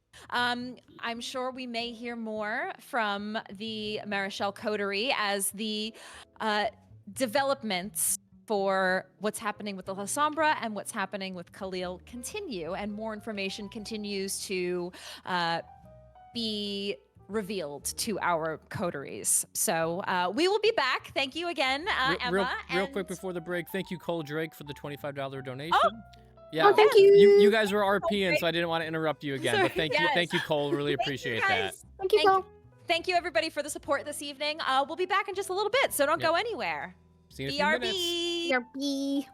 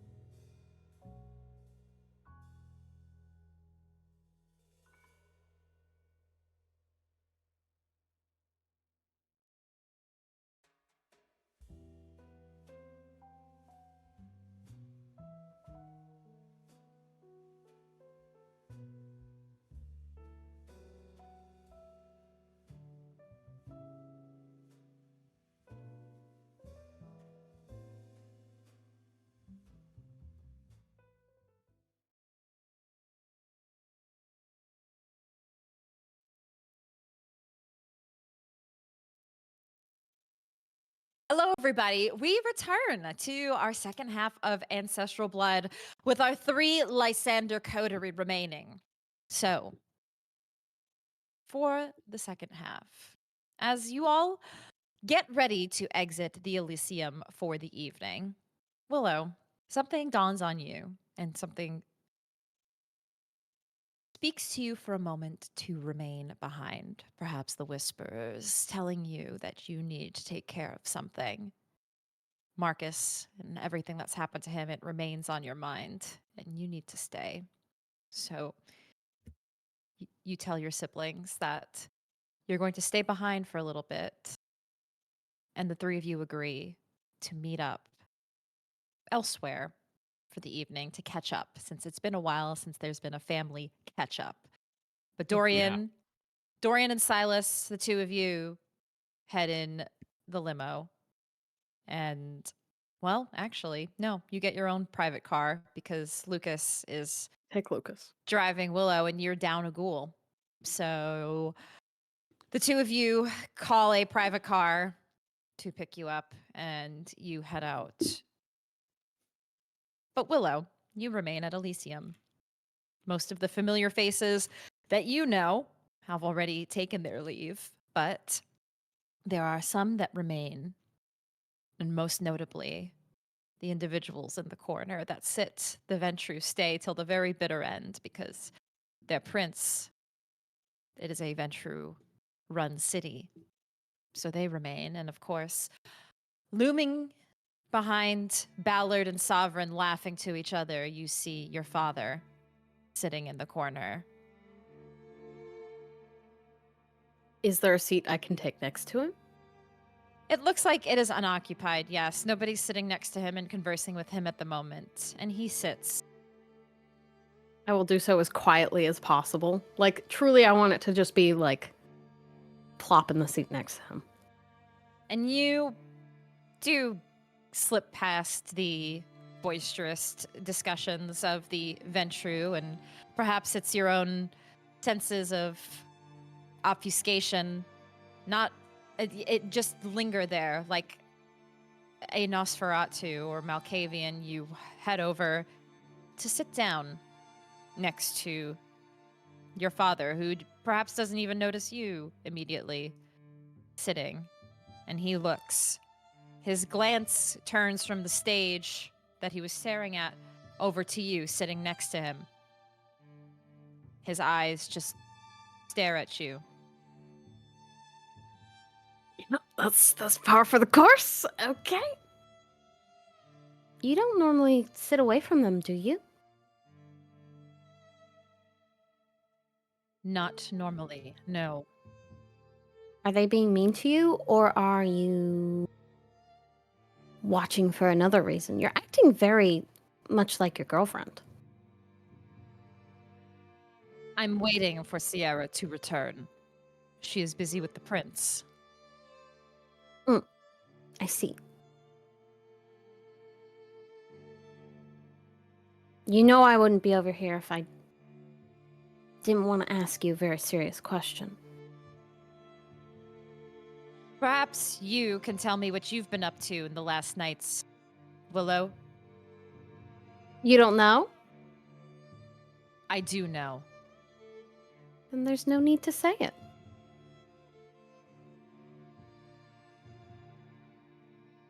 You I and was your just You and your siblings have caused a lot of problems and continue to cause problems. I don't know what you mean. We literally solved a problem for the prince. You had some meddle in this, you and your siblings. Sierra had it handled. She was taking care of it. But you all decided to step in and take the glory for yourselves. Is that what it is? You didn't want her to have a moment. Just to work her way within the Lysander circle, within the Camarilla. But you all had to step in. Is that not exactly what you've taught us to do? Why would I let someone else take the win when I can have it? Because Sierra is forming an alliance with our family, as well alongside the Camarilla. Does she not already have it?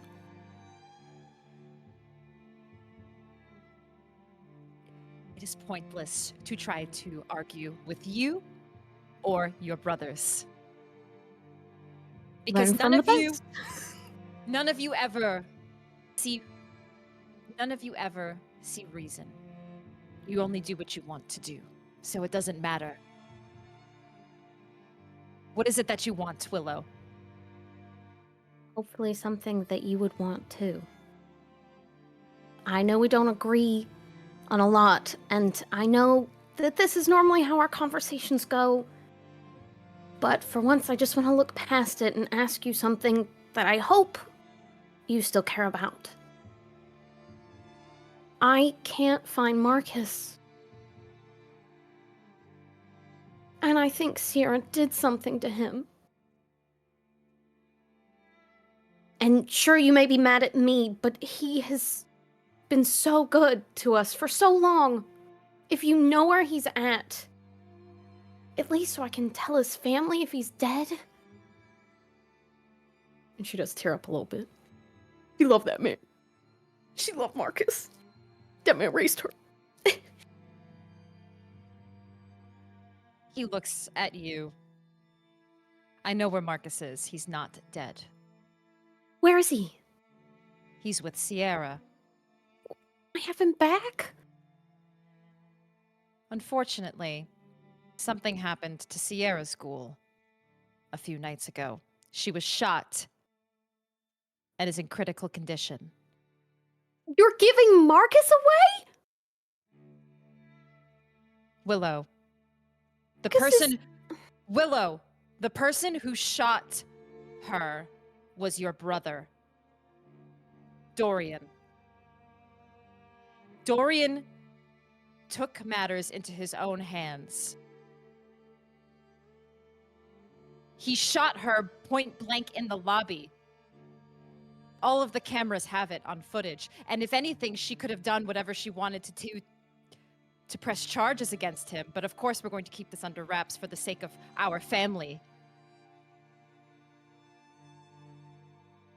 So yes, when Marcus pulled up next to her in her vehicle, the least she was going to do was take him. The worst she could have done was killed him for what he did, for what your brother did. Marcus's fault. Perhaps you should talk to your brother about this. Well, how can it be fixed?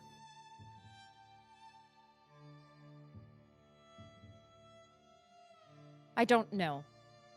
See, with the Lysander, it is an eye for an eye. That is why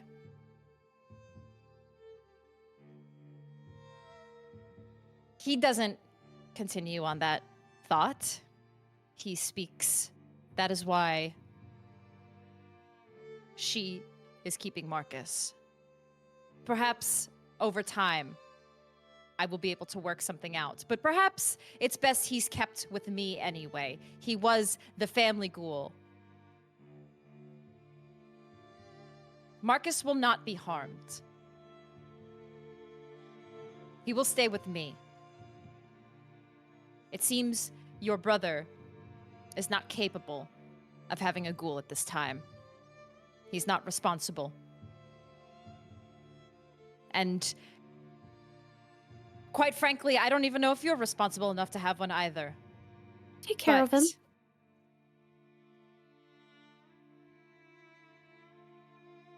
But if anything else was to happen, it would be reported to the prince. So make sure that the three of you are behaving.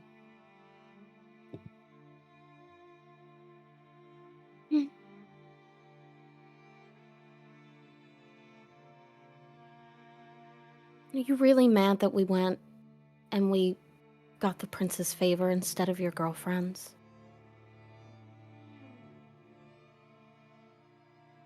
There are so many things, Willow, that I want you and your siblings to accomplish within this city. So many things that you could have accomplished already. The one thing that you thought to accomplish was something that was already being worked on. It couldn't have been any other task within the city. No, it had to be the Sabbat. There are other ways to make this family proud. Shouldn't that be a reflection on her that she couldn't do it and we did?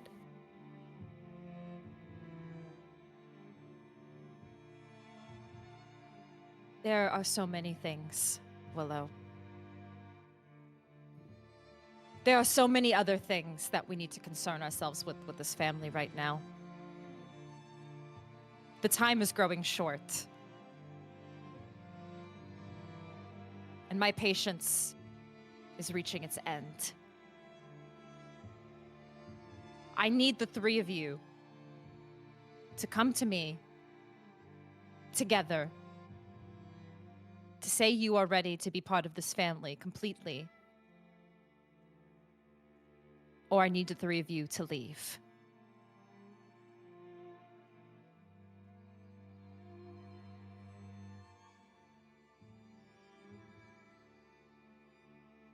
Can I ask one more question? He looks at you. What is it? Are you the reason that Val left?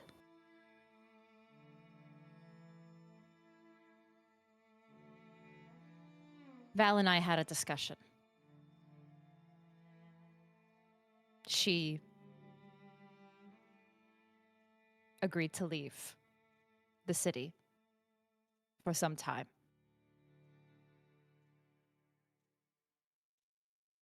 Yes. She is the only one who I feel is capable in this family to do what needs to be done, because she is the only one who listened.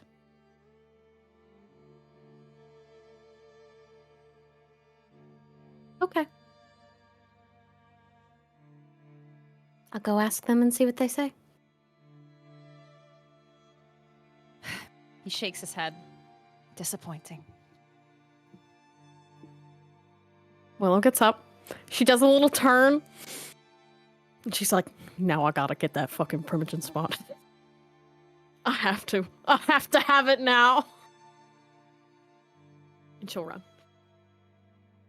Willow, you leave Elysium. You meet up with Lucas, who perhaps a disappointed look on his face that he wasn't able to attend for the evening, still I'm sorry. eager to take you to where you need to go to meet up with your brothers. And Dorian and Silas, the two of you in the car. The three of you, I guess, have agreed to probably meet at one of the restaurant/bars that you own, that you know would be a private place in the city. And you're on your way there. But the two of you sit in the car together.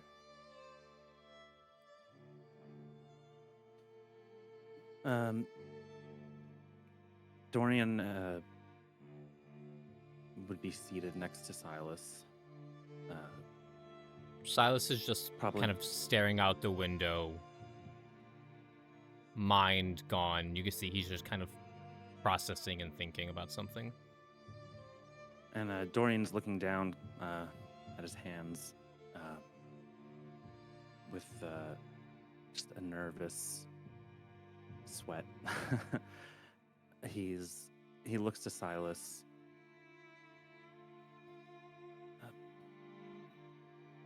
Hey, Silas.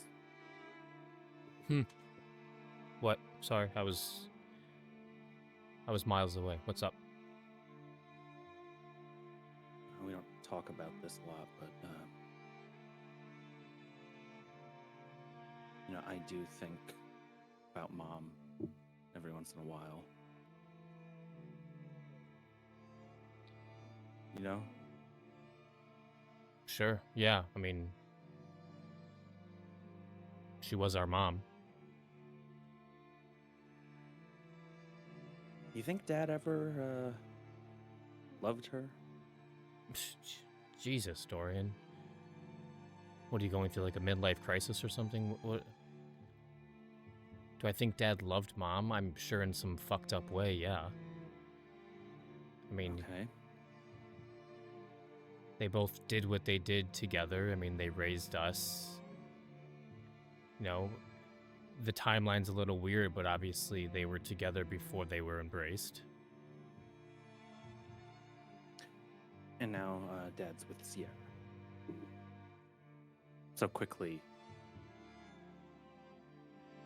after everything. And we know why she hates our family. So I'm just a little I'm a little curious. I mean, she seems like she's out to get us. It seems like she hates our family, and yet she wants an alliance with Dad. So either she's playing Dad for the biggest fool, or what?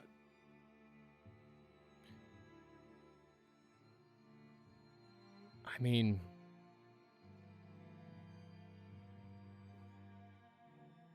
look, what Mom did to Sierra's sire,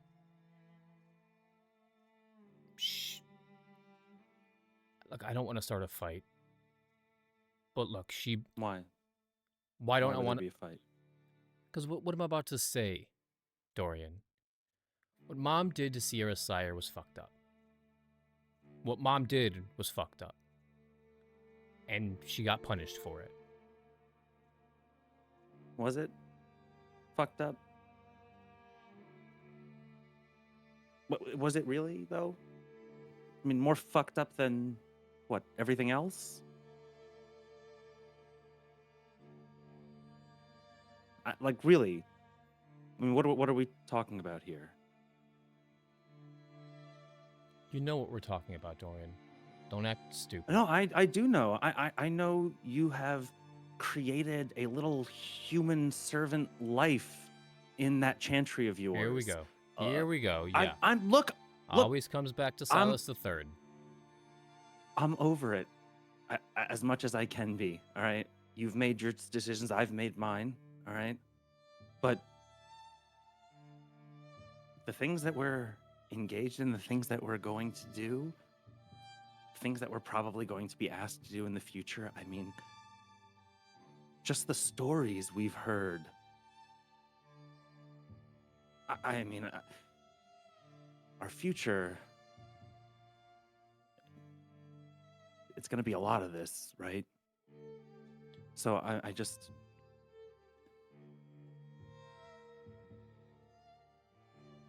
How do you think Sierra found out what Mom did? How did that happen? I mean, it had to be reported. Most of the higher-ups in the Camarilla know what happened. How? I mean, nobody would have seen her do it, right? I mean, when a kindred dies for the second time, I mean, there's a consensus. I mean, her and Dad were tied at the hip. All of a sudden, she's not in the picture. They're going to ask questions. To cover his ass, he probably told the prince that my wife was a fucking Diablerist. Yeah, but... I mean, that's crazy, right? Like, I mean, like... So he just threw her to the wolves that no one had proof, but he just offered her up? I guess that's what I'm asking. Like, did he... I mean, I think he's a monster, but... Is that what happened? It makes sense now. Or you're asking if you loved her, could he be such a coward that he would turn tail on her? Is that what you're asking? Or how long has he known Sierra? When did they meet? I don't know. I don't think you do. I don't know. How long have the Lysander been allowed in the Camarilla? Can't be that long.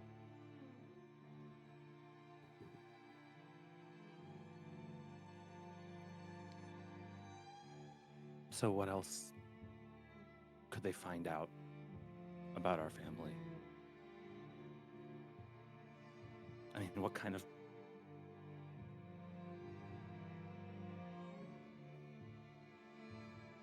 protection do we have?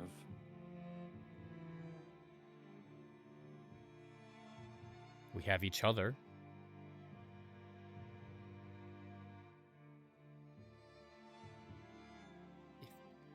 We have each other. We have... I know it's not the same for you because he's always in the picture, but you should have your clan. You should have the protection of your clan. I know it's not the same for Ventrue, but I feel rather safe, funny enough, at the Chantry. I'm valued at the Chantry. That's great. Love that.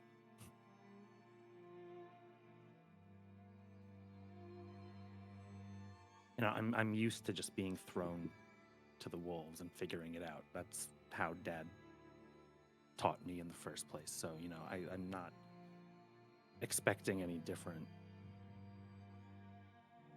But,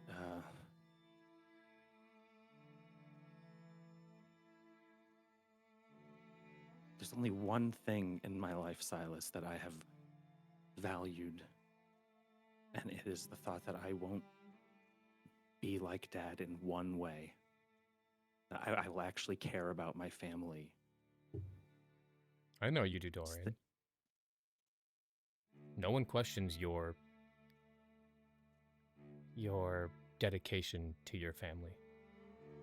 Whatever the tabloids say, just the fucking tabloids. We've dealt with it for how... I mean, I don't give a shit about that, Silas.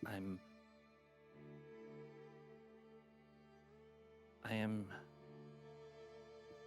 disturbed at how easily, in my mind, I no longer consider Dad family. And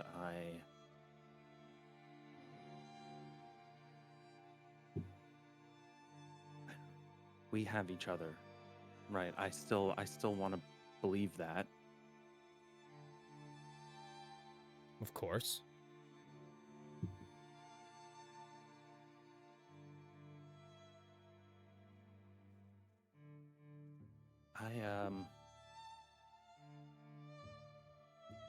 I may have known beforehand, before everything happened, what Mom was doing.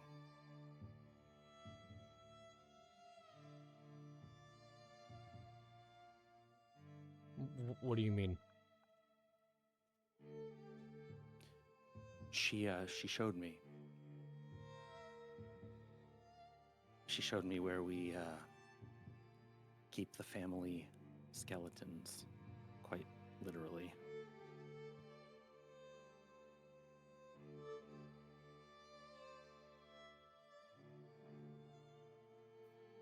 So I want to know how much trouble I might be in. How much trouble my family might be in.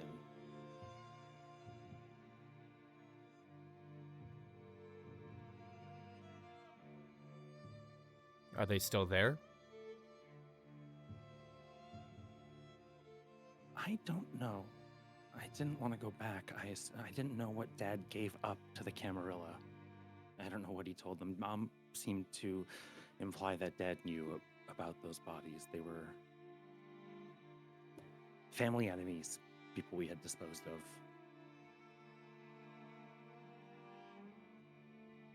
Kindred in torpor. in the lake. In the lake.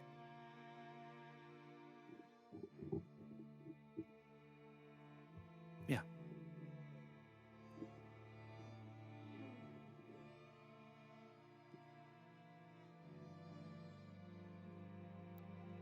Okay.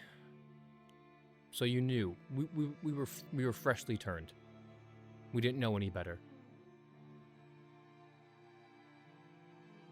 Okay. So I just want to know what.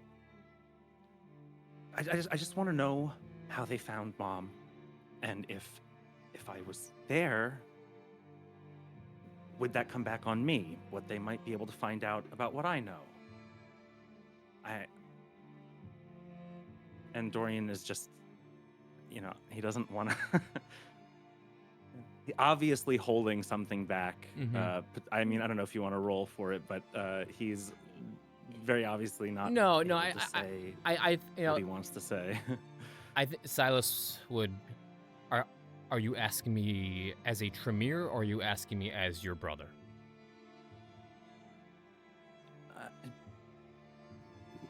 Is there a difference now? I mean, you're Yes. both, right? Yes. Damn. I mean, I want to know what my brother thinks. Yeah.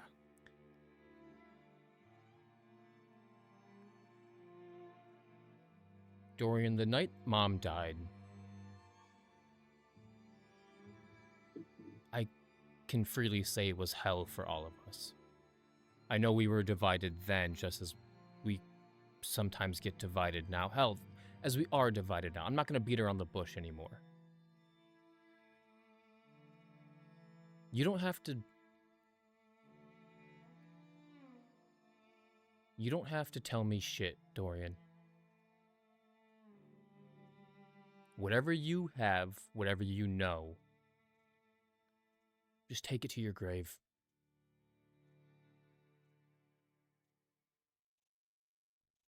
Damn. Just keep it locked up.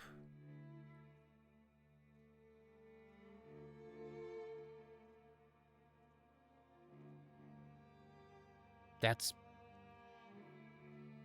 your brother. That's your brother talking.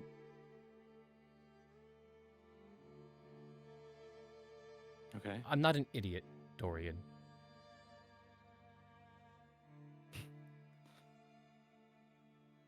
We don't have to discuss the things that happened.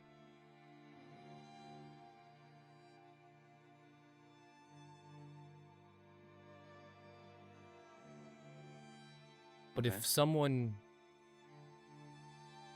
could reveal the things that you know, it is extremely easy to find out. And what if one of us, hypothetically, were to do what Mom did again in the future?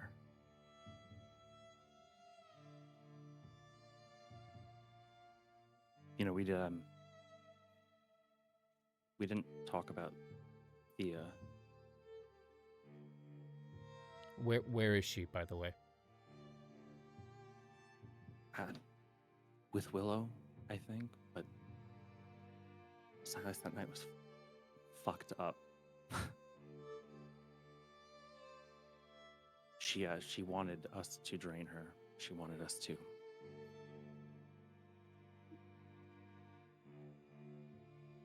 drink all of her vitae.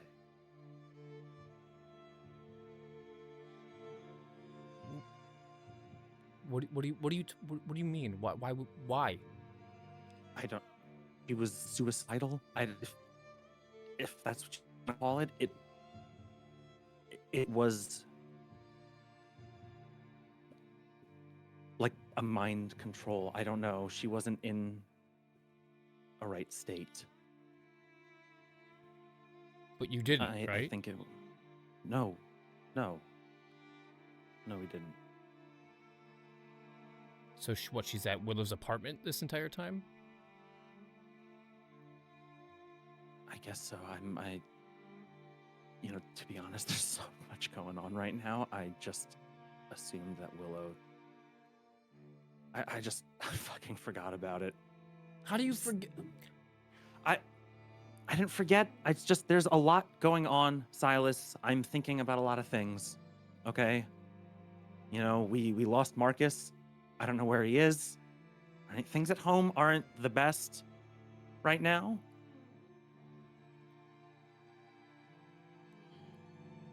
Fine. Well, she's supposed to meet up with us in what? An hour or so? We'll just ask her then. Because I have plans and I need Thea. And All right. it's in this, when you say this, Silas, that the driver that you hired pulls down the window and seems we've arrived. Thank you.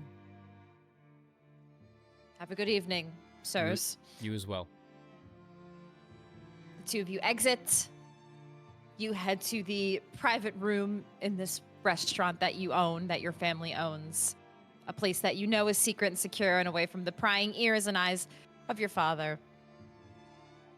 And after some time, 30, 40 minutes, Willow, you eventually arrive. Lucas drops you and he comes in with you. Yeah, he got orders to not stray too far from my sight, because I'm not, especially after that talk.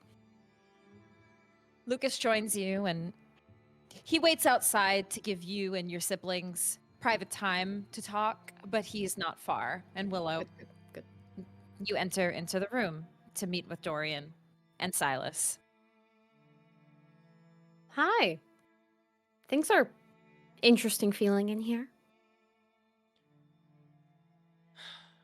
We're just having a chat. Like a normal chat? Well, I'm not screaming yet, so yes. Okay. Or maybe it's not normal then. Well, you might in a little bit. Yeah. Please continue. I was going to ask, what'd you stay behind for? That's what I was gonna say. I stayed around to talk to Dad. And how'd that go? Cool. As well as you'd think it would go. He's very, as he stated, disappointed in us that we took the win from his girlfriend. And that we've ruined everything by doing that. Dorian would raise an eyebrow Silas. Didn't he Apparently want us we to Yeah. be the best the Camarilla can be? That's As long actually as it's almost. not better than his girlfriend, I guess. That's exactly what I said. I said, Dad, is this not what you want us to do? And he was like, you could have done anything else. Anything but this. There's so much I want you all to accomplish, but not that. Not if it affects him. Yeah. Pretty good impression. Yeah. Thank you. I That was appreciate nice. it. I Thank you. got a little. Thank you. If I could feel my spine, Yeah. I'd probably have a little tingle. Yeah, Um, I felt the hatred bubble up. What else? I originally went to him about Marcus. Yeah? I figured if she had anything to do with it, he would know. They have Marcus. She That- has Marcus. An eye for an eye.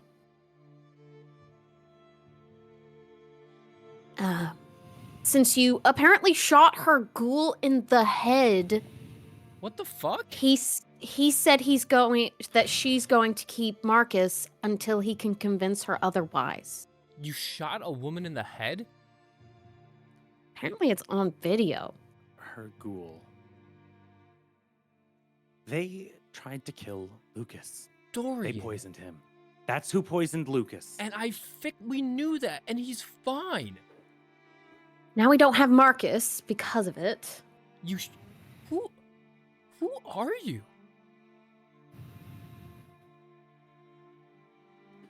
I don't know, Silas. I don't know. Aren't we all figuring this out right now?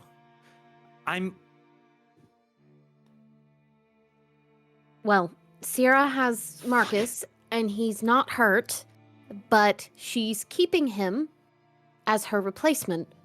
And Dad said he said you weren't responsible enough to have a ghoul anymore. So he took Marcus. He also threatened to take Lucas, but that's why Lucas is inside, so he doesn't take him. So You shot some Dorian. Is she alive still? I mean, I don't really know. I would assume not if she's keeping Marcus. That means that she doesn't have another one. He did mention she was in critical condition. Oh, okay. She's in critical condition. So, maybe if she lives through it, we might get Marcus back, but it doesn't sound like Dad's gonna give Marcus back. What's her name? Fucking I don't think I- Lord. What?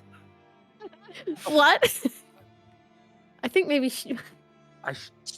She gave you her real name was Michaela, but people call her Malort. What an awful nickname. She must have been a horrible person. Maybe she deserved the shot, you So- know?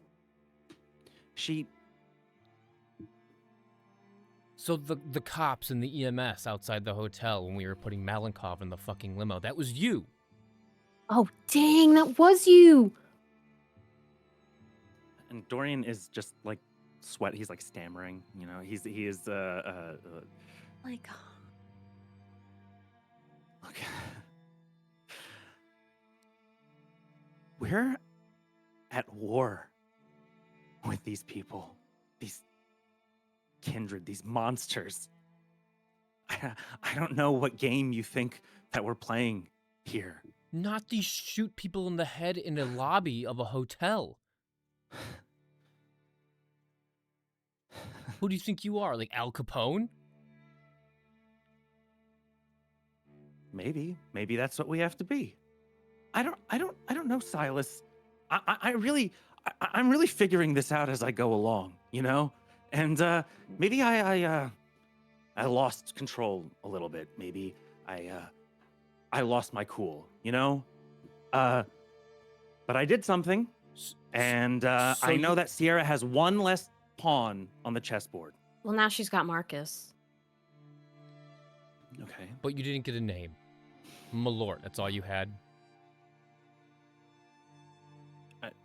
Does it matter now? I don't. Yes, because if she's in critical condition, maybe I can save her.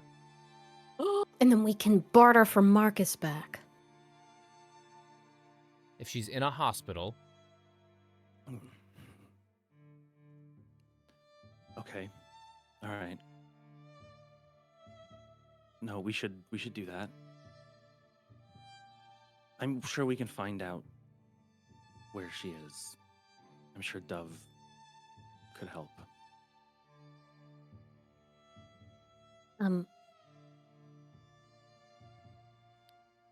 Well, I have other news, but it does just get proceedingly worse. okay. I also have news. I know we're trying this Is it honest. bad? I mean, you're probably gonna get upset. Okay, well, we're I'll trying this honesty thing, right? Yeah, I'm telling you everything. I got Fine. a whole laundry list. Oh, fantastic. Well, In order to save Khalil, I'll probably need a Lysander's help. I most likely need a Lysander's help, not probably. it's not the worst. Okay. Dove wants to go to Sierra. Oh, that is the worst. What? Why? Ah. Why? They're whatever siblings by blood, by kindred blood, by vitae. Uh-huh. It's the smart first choice. Okay. If Malenkov can do it, maybe Sierra can. I mean, we don't have to be there for that, do we? No. Good. But in order to save Khalil, if I need to, I have to work with Sierra. I don't want to. There's 3 other players on that stage tonight that we could probably go to and, I don't know, Dove work her magic, give up a boon. Okay, so do that. Why are why That's are we what I going to pitched, Sierra? but she wants because she has Sierra's number and she thinks she can get something out of it. It's the smart move. I'll have to agree. Okay. Okay. Do what you gotta do. I highly doubt when she finds out that she's going to be working with me, I'm sure she's going to say fuck you and close the door on her. Probably.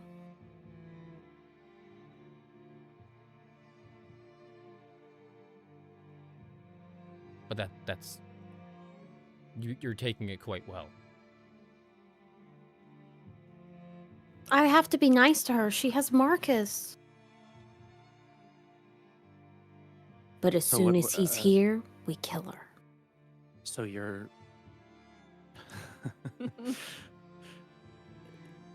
So let me get this straight, though. You're gonna have, you're gonna do a ritual with Sierra. You'll what? What does this involve?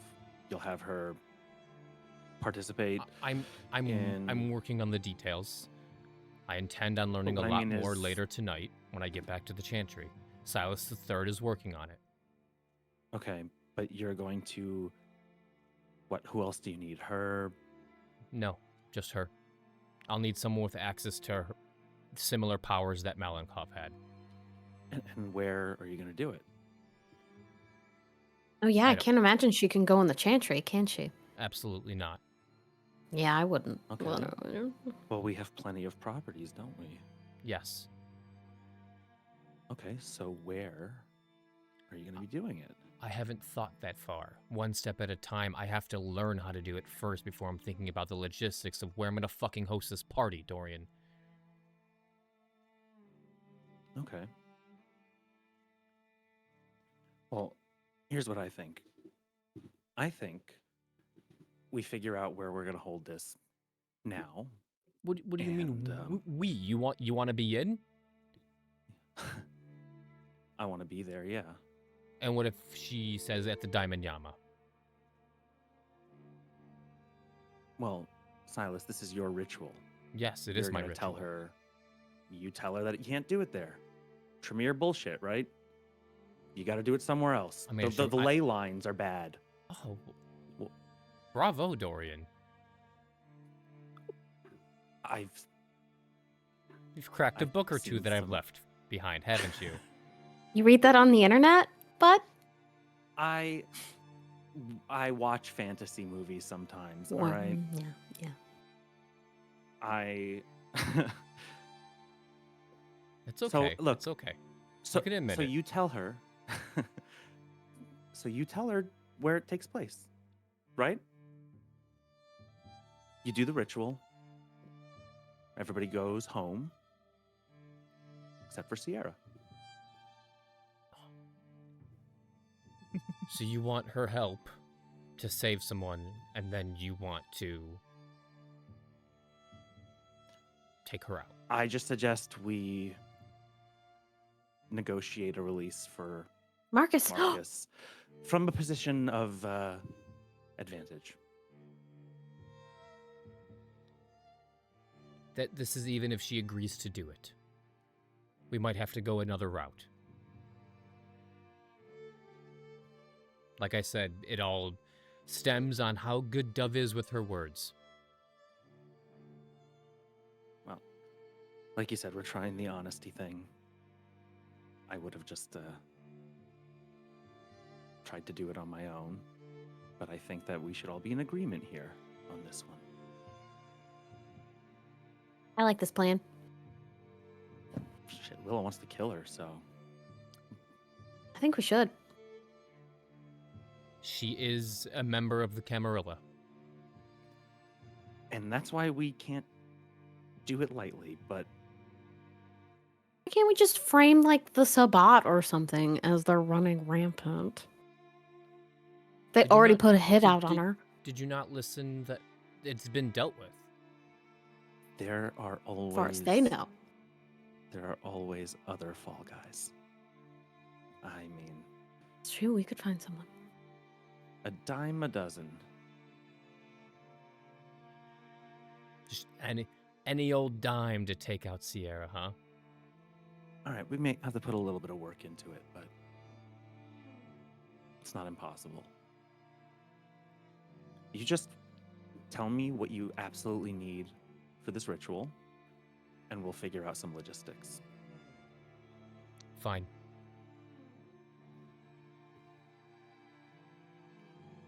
Okay.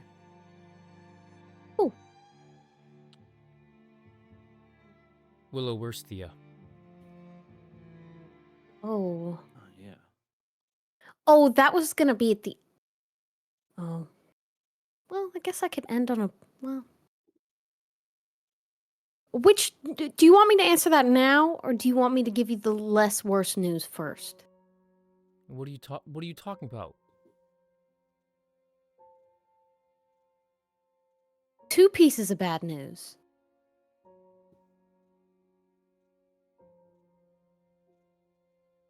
Depends on how disappointed you want to be when we leave this building.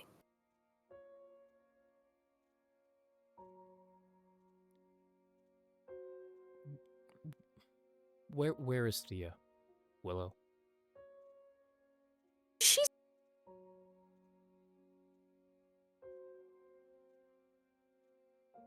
with us. Oh, what? You cut out a bit. No longer with us. Willow. You didn't. Oh, no, I didn't do anything to her.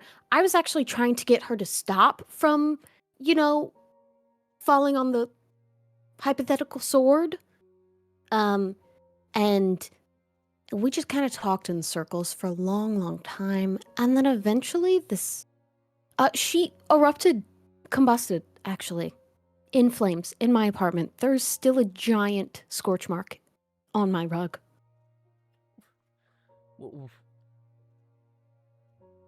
What are you talking about? Fuck. What do you mean? What the fuck do you mean? I sent you to go get her. Silas, From that I told you. No, Dorian, shut up. What happened? She was on the ground in my apartment, spouting some pretty crazy stuff about how she wanted to die and how she was meant to. Maybe also some weird religious stuff as well. And then there was like a symbol on her, and then she Hunters had her. she Silas. combusted. Why didn't you bring her to me? You didn't While have she a was on fucking job. fire? Do you think we got the address from the hunter. I sent you to go get her. If she was acting sick, you bring her to me. We did. We took her to Simone. Dorian and I. Why would you bring her to... You were busy. You were recovering. If you think the lack of a jaw would stop me from trying to save her.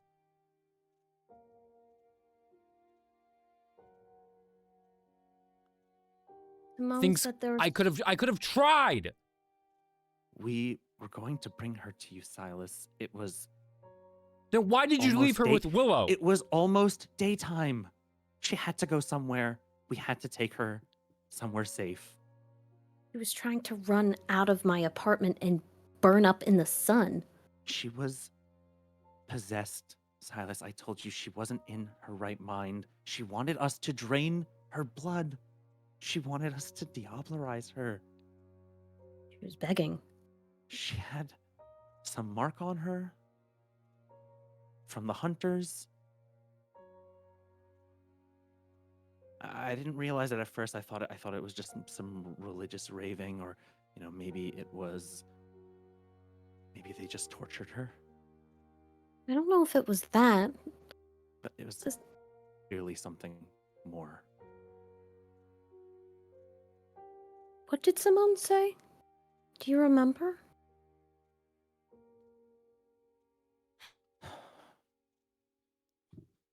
We had Simone look at her. You don't care. You both don't care. Silas, that's not true. It is true. I send you to go get Thea from your fucking girlfriend, Willow, and she's died. And Dorian mind controls Simone and takes her for me. And you both just don't care.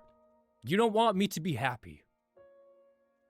You want nothing more than for me to suffer for your ill-gotten gains. No. Silas, no. No, what? You didn't mind control Simone.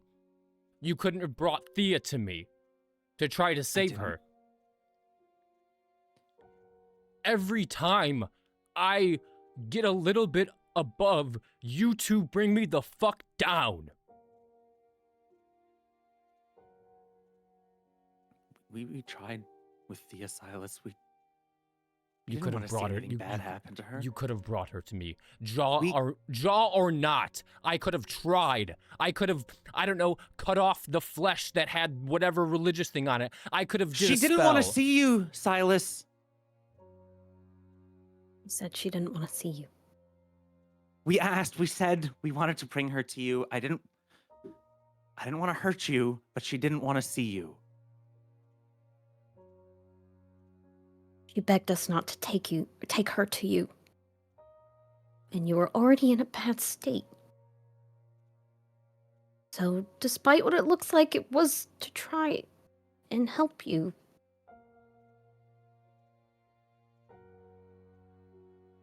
Sorry if I made the wrong decision. I could have tried. I could have tried. I could have done it. We're back to square one.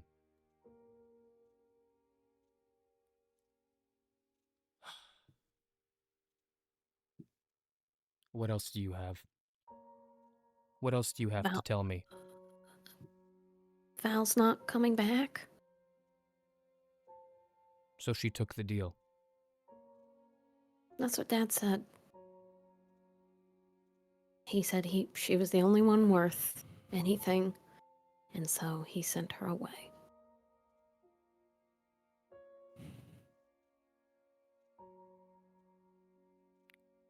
And then there were 3.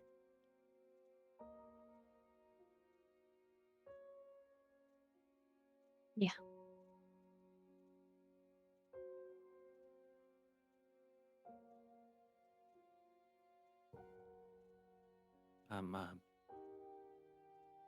I'm sorry about Simone, Silas.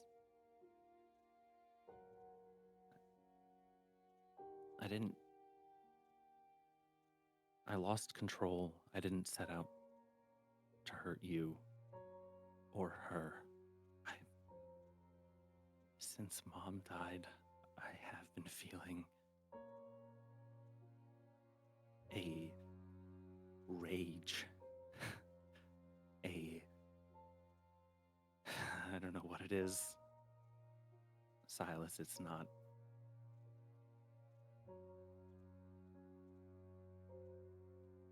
We all feel that, Dorian. No, I don't think you feel it like this.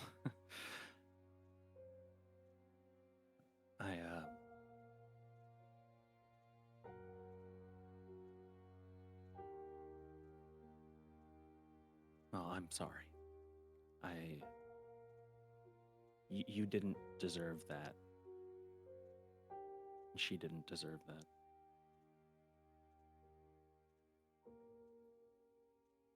I'm sorry for blaming you too. I don't think you keep bringing me down. Okay, It's just you were just hurt. It's just hard. I know. I don't know if it helps, but when we did take her to Simone, Simone seemed happy to try and do it for you, at least.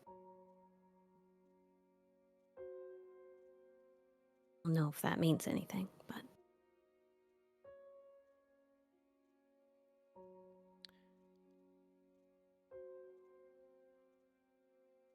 You took her to the Chantry. If I would have had a jaw, I would have been there. You can't help that either. I'm gonna need you to do me a favor, Willow. Yeah. I need you to write down the name of the bar. That I went to? Where you met your hunter. Oh, yeah, sure. I want every detail. Yeah. Remember? Are you gonna go after them? I'm gonna take care of it. You want to do it alone? I'll do it my way. Okay. Yeah. She knows where she went. She started writing it down.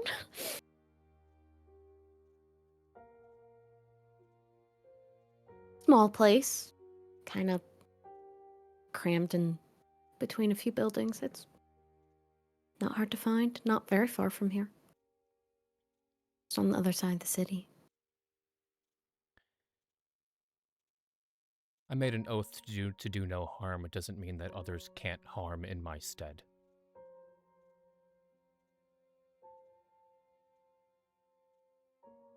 It's the bar.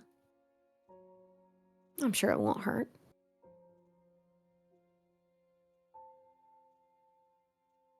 No, I didn't make any oaths like that, so just saying.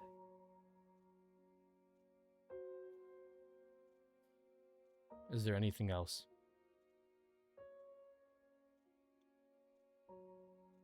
That's it. That's all he said.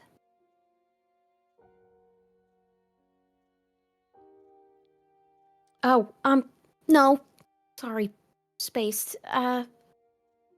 He wanted me to relay a message that,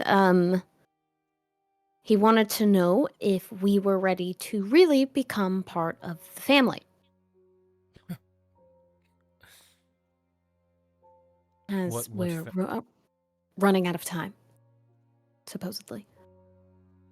What family? His family or our family? How about he becomes part of our family instead? Fuck off. He's not welcome. It was a He joke, has- Dorian. He's a part of Sierra's family, as far as I'm concerned. Yeah, you should have seen. Well, maybe you did see him. He's already like skulking around in the shadows. He wasn't even hanging out with the other Ventrue. He was watching them all weirdly from the shadows. They could be sharing blood. He could I have, imagine they are. just like how she has blood sorcery, he could have oblivion powers. Something to keep in mind. Yeah. That's why I talked to him in an Elysium. That was smart. I don't.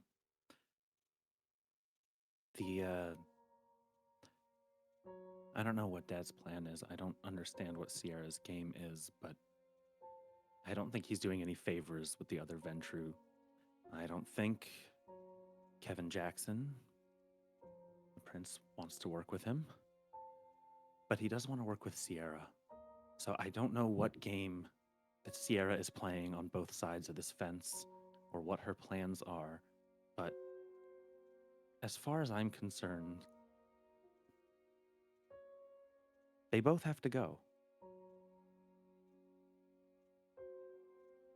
Dad, I honestly might be the easier solution. Because at least I know the prince will be on board. And we do have a boon. You think that would be enough to forgive? I don't No. know how they work. I mean, we've all but solidified our deal. I mean, if we can just make sure that the prince thinks that we're loyal and we come through with our end of the bargain and take care of Dad, then we will be rewarded for it.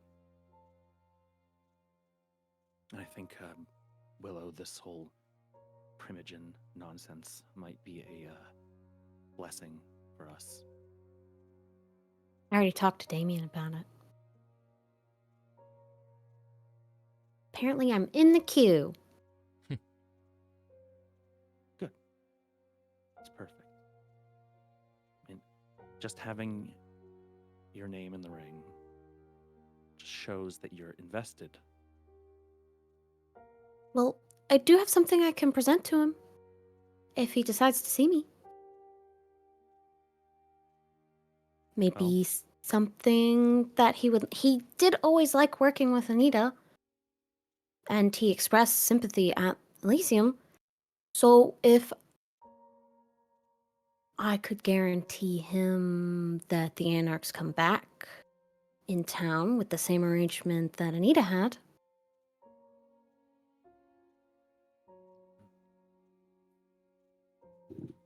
They asked me to. I met one, and apparently there's still quite a few left. They're just not in the city right now. They need convincing. Who are they? And they're out in Gary. Ugh. I know. Yes.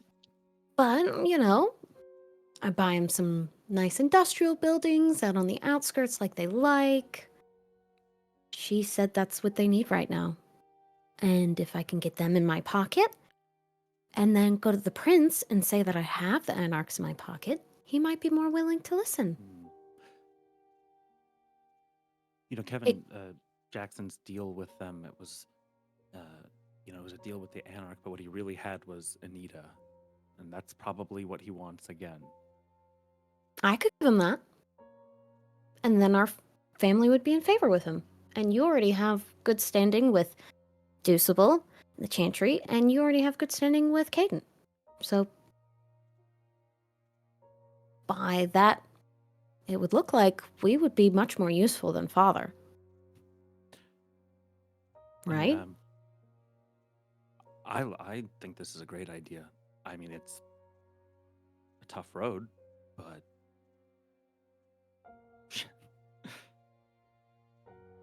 you think they would accept you, the Anarchs? The right convincing, yeah. I mean, giving them a home would help a lot. Giving them what they used to have. And They're probably pretty pissed at the hunters. So any development with them would help. If... Hmm. Yeah. I'm gonna try, at the very least. It won't hurt to try. I better get going.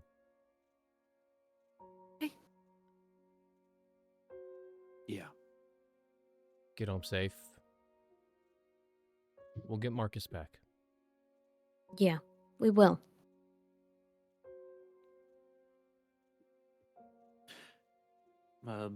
You doing anything tonight, Willow?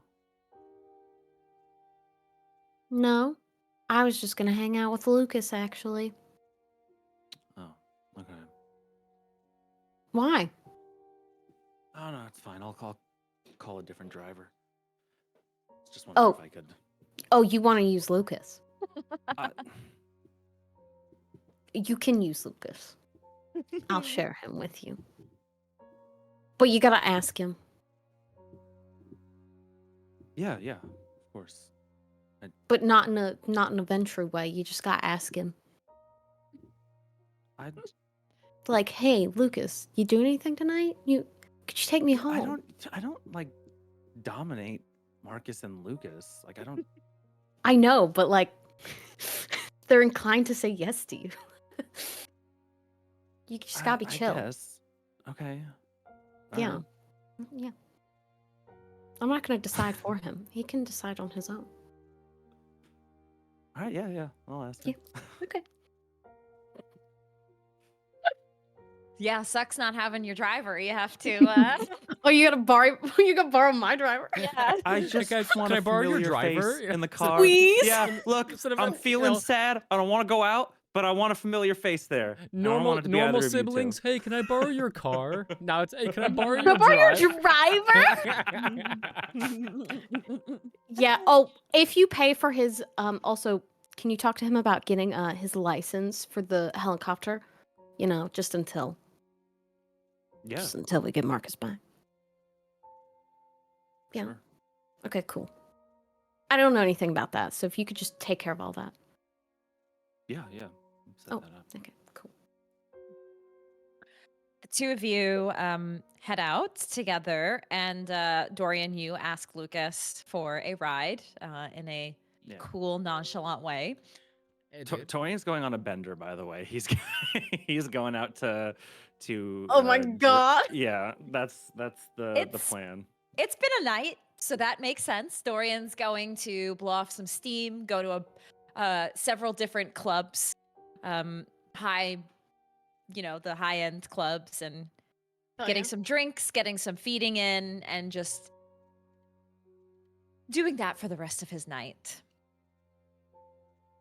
Willow, you take your leave with Lucas as well after Dorian goes through several clubs. Perhaps you go just to supervise and chaperone. I'll go hang out. I'm down for a bender, dude. But Silas, you take your leave back to the Chantry, and you prepare the rest of your items needed for this ritual. And Silas the Third did what you asked. He gets every book about the Lysander, about Oblivion, about the Abyss. One of the books reads Amici Noctis. And you dive through that book. Another one looks like information about the Sabbat and the learnings of what the Tremere have discovered about this particular sect. And He's Silas is looking at these books, and something hits him. He's going to find Simone. okay. You head over to the garden and you see Simone picking a rose. She looks up at you. Hey, I'm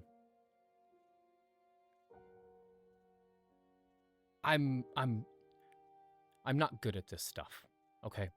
At this stuff. But I am diving deep into some very weird shit. I'm just being totally honest. I need your help. I am doing all this research on the Lysander and Oblivion and the Abyss and their shit about Sabbat and their shit about Amici Noctis. Friend of the Night, I know that's what that translates to. I am about to dive into... I might have to go into the Abyss. Go into the Abyss? What? That's... You know Khalil? No, Yes, I know Khalil. He was taken by Lysander. It could have been me. He was right next to me. I've taken the mantle to try to save him. And I'm scared of what I've been told about the Abyss.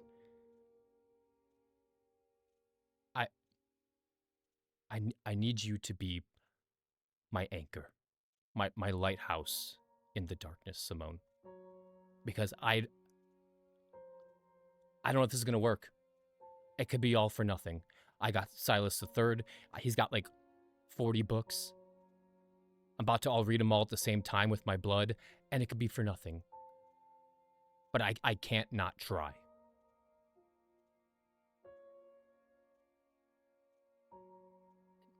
She nods and she stands up, kneeling from the garden, and she looks to you. Silas, I can help you. I can help you with this.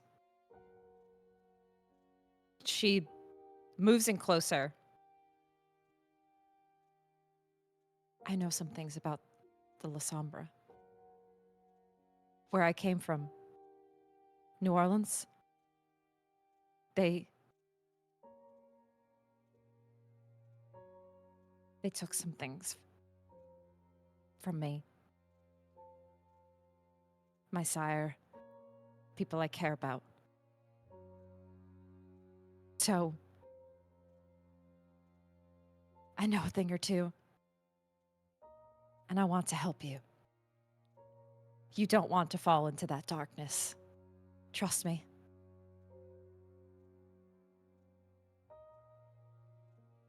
Thank you.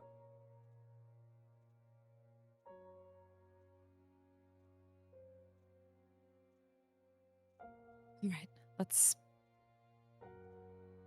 go take a look at this. Let's begin. She walks back with you to your lab. And the two of you begin investigating further. And we will figure out what that is at a later date as the two of you investigate and explore. Before we end the evening, there is one last thing I want to do that I forgot to do at the beginning of the session, and that is Dorian. You have some business negotiations to take care of for... Yes. Ooh, yes. I actually knew this was. I was going to ask you afterwards if we forgot here. For the yeah, family. Let's do it. So for everybody, for everybody who's been following thus far and heard the news broadcast at the beginning of the session, the Dorian and the Lysanders are in a negotiation phase of purchasing Guaranteed Rate Field, home of the Chicago White Sox. And Dorian, you have secured the time with the investors, and there's a lot of people involved with this. Oh, Simone, she's so cute. Okay, yeah, we forgot to bring our Simone art. I forgot I by the have way. it. I forgot I still have it. I love For the those Simona. who might not have missed it or not been able to see it, Chris asked our artist Crisby, who did all the other art, to do art of Simone, since she's not a canon character. And like, quick side note, she was like the non-canon character. Like, each of the players have their own little like character that works with them. So Dorian had Caden, Willow had Adder, and Silas had Simone. And we never got art of Simone. So I'm glad that we actually now have art of So cute. Simone. And she is adorable, our little Tremere. So yes. So for guaranteed rate field, Dorian has secured like the ear of the investors to get this negotiation underway. However, it's because of the expediency of this, like, this is normally a process that would probably take like months upon months. But Dorian has managed to secure this all now. And the question is he going to succeed in getting them to sign the contract to hand over the field based on these negotiations, the 4-year contract, the terms, and an agreement? So Dorian, I want you to roll me a charisma and finance. And there is a threshold of successes. You need 4 successes. I almost want to say 5, but you need Ooh. the difficulty value is 4. You need 4 successes to get them to agree to the terms you've negotiated. If you don't and you fail, you will have to sacrifice either one of your pips and resources or the coterie resources for a certain amount of time. Like, basically, you won't be able to use it for the rest of the campaign, probably the rest of the Chronicle. You will lose those resources, so you can't just like throw money away at everything for like the future. So you just need to succeed on this roll in order to not have to sacrifice your own resources. Okay. So charisma finance, right? Charisma and finance. So which I am good at this. Yeah. you have a pretty good dice pool for this, so. Yeah. 6 successes. Yeah. Okay. I figured, actually, the question is, do you have Messy critical? a messy critical? No, I don't. Okay. And yeah, no, it would show. It shows as a skull when it's a hunger dice that does that on. No, it will show as plane, the right? Ankh with the wings.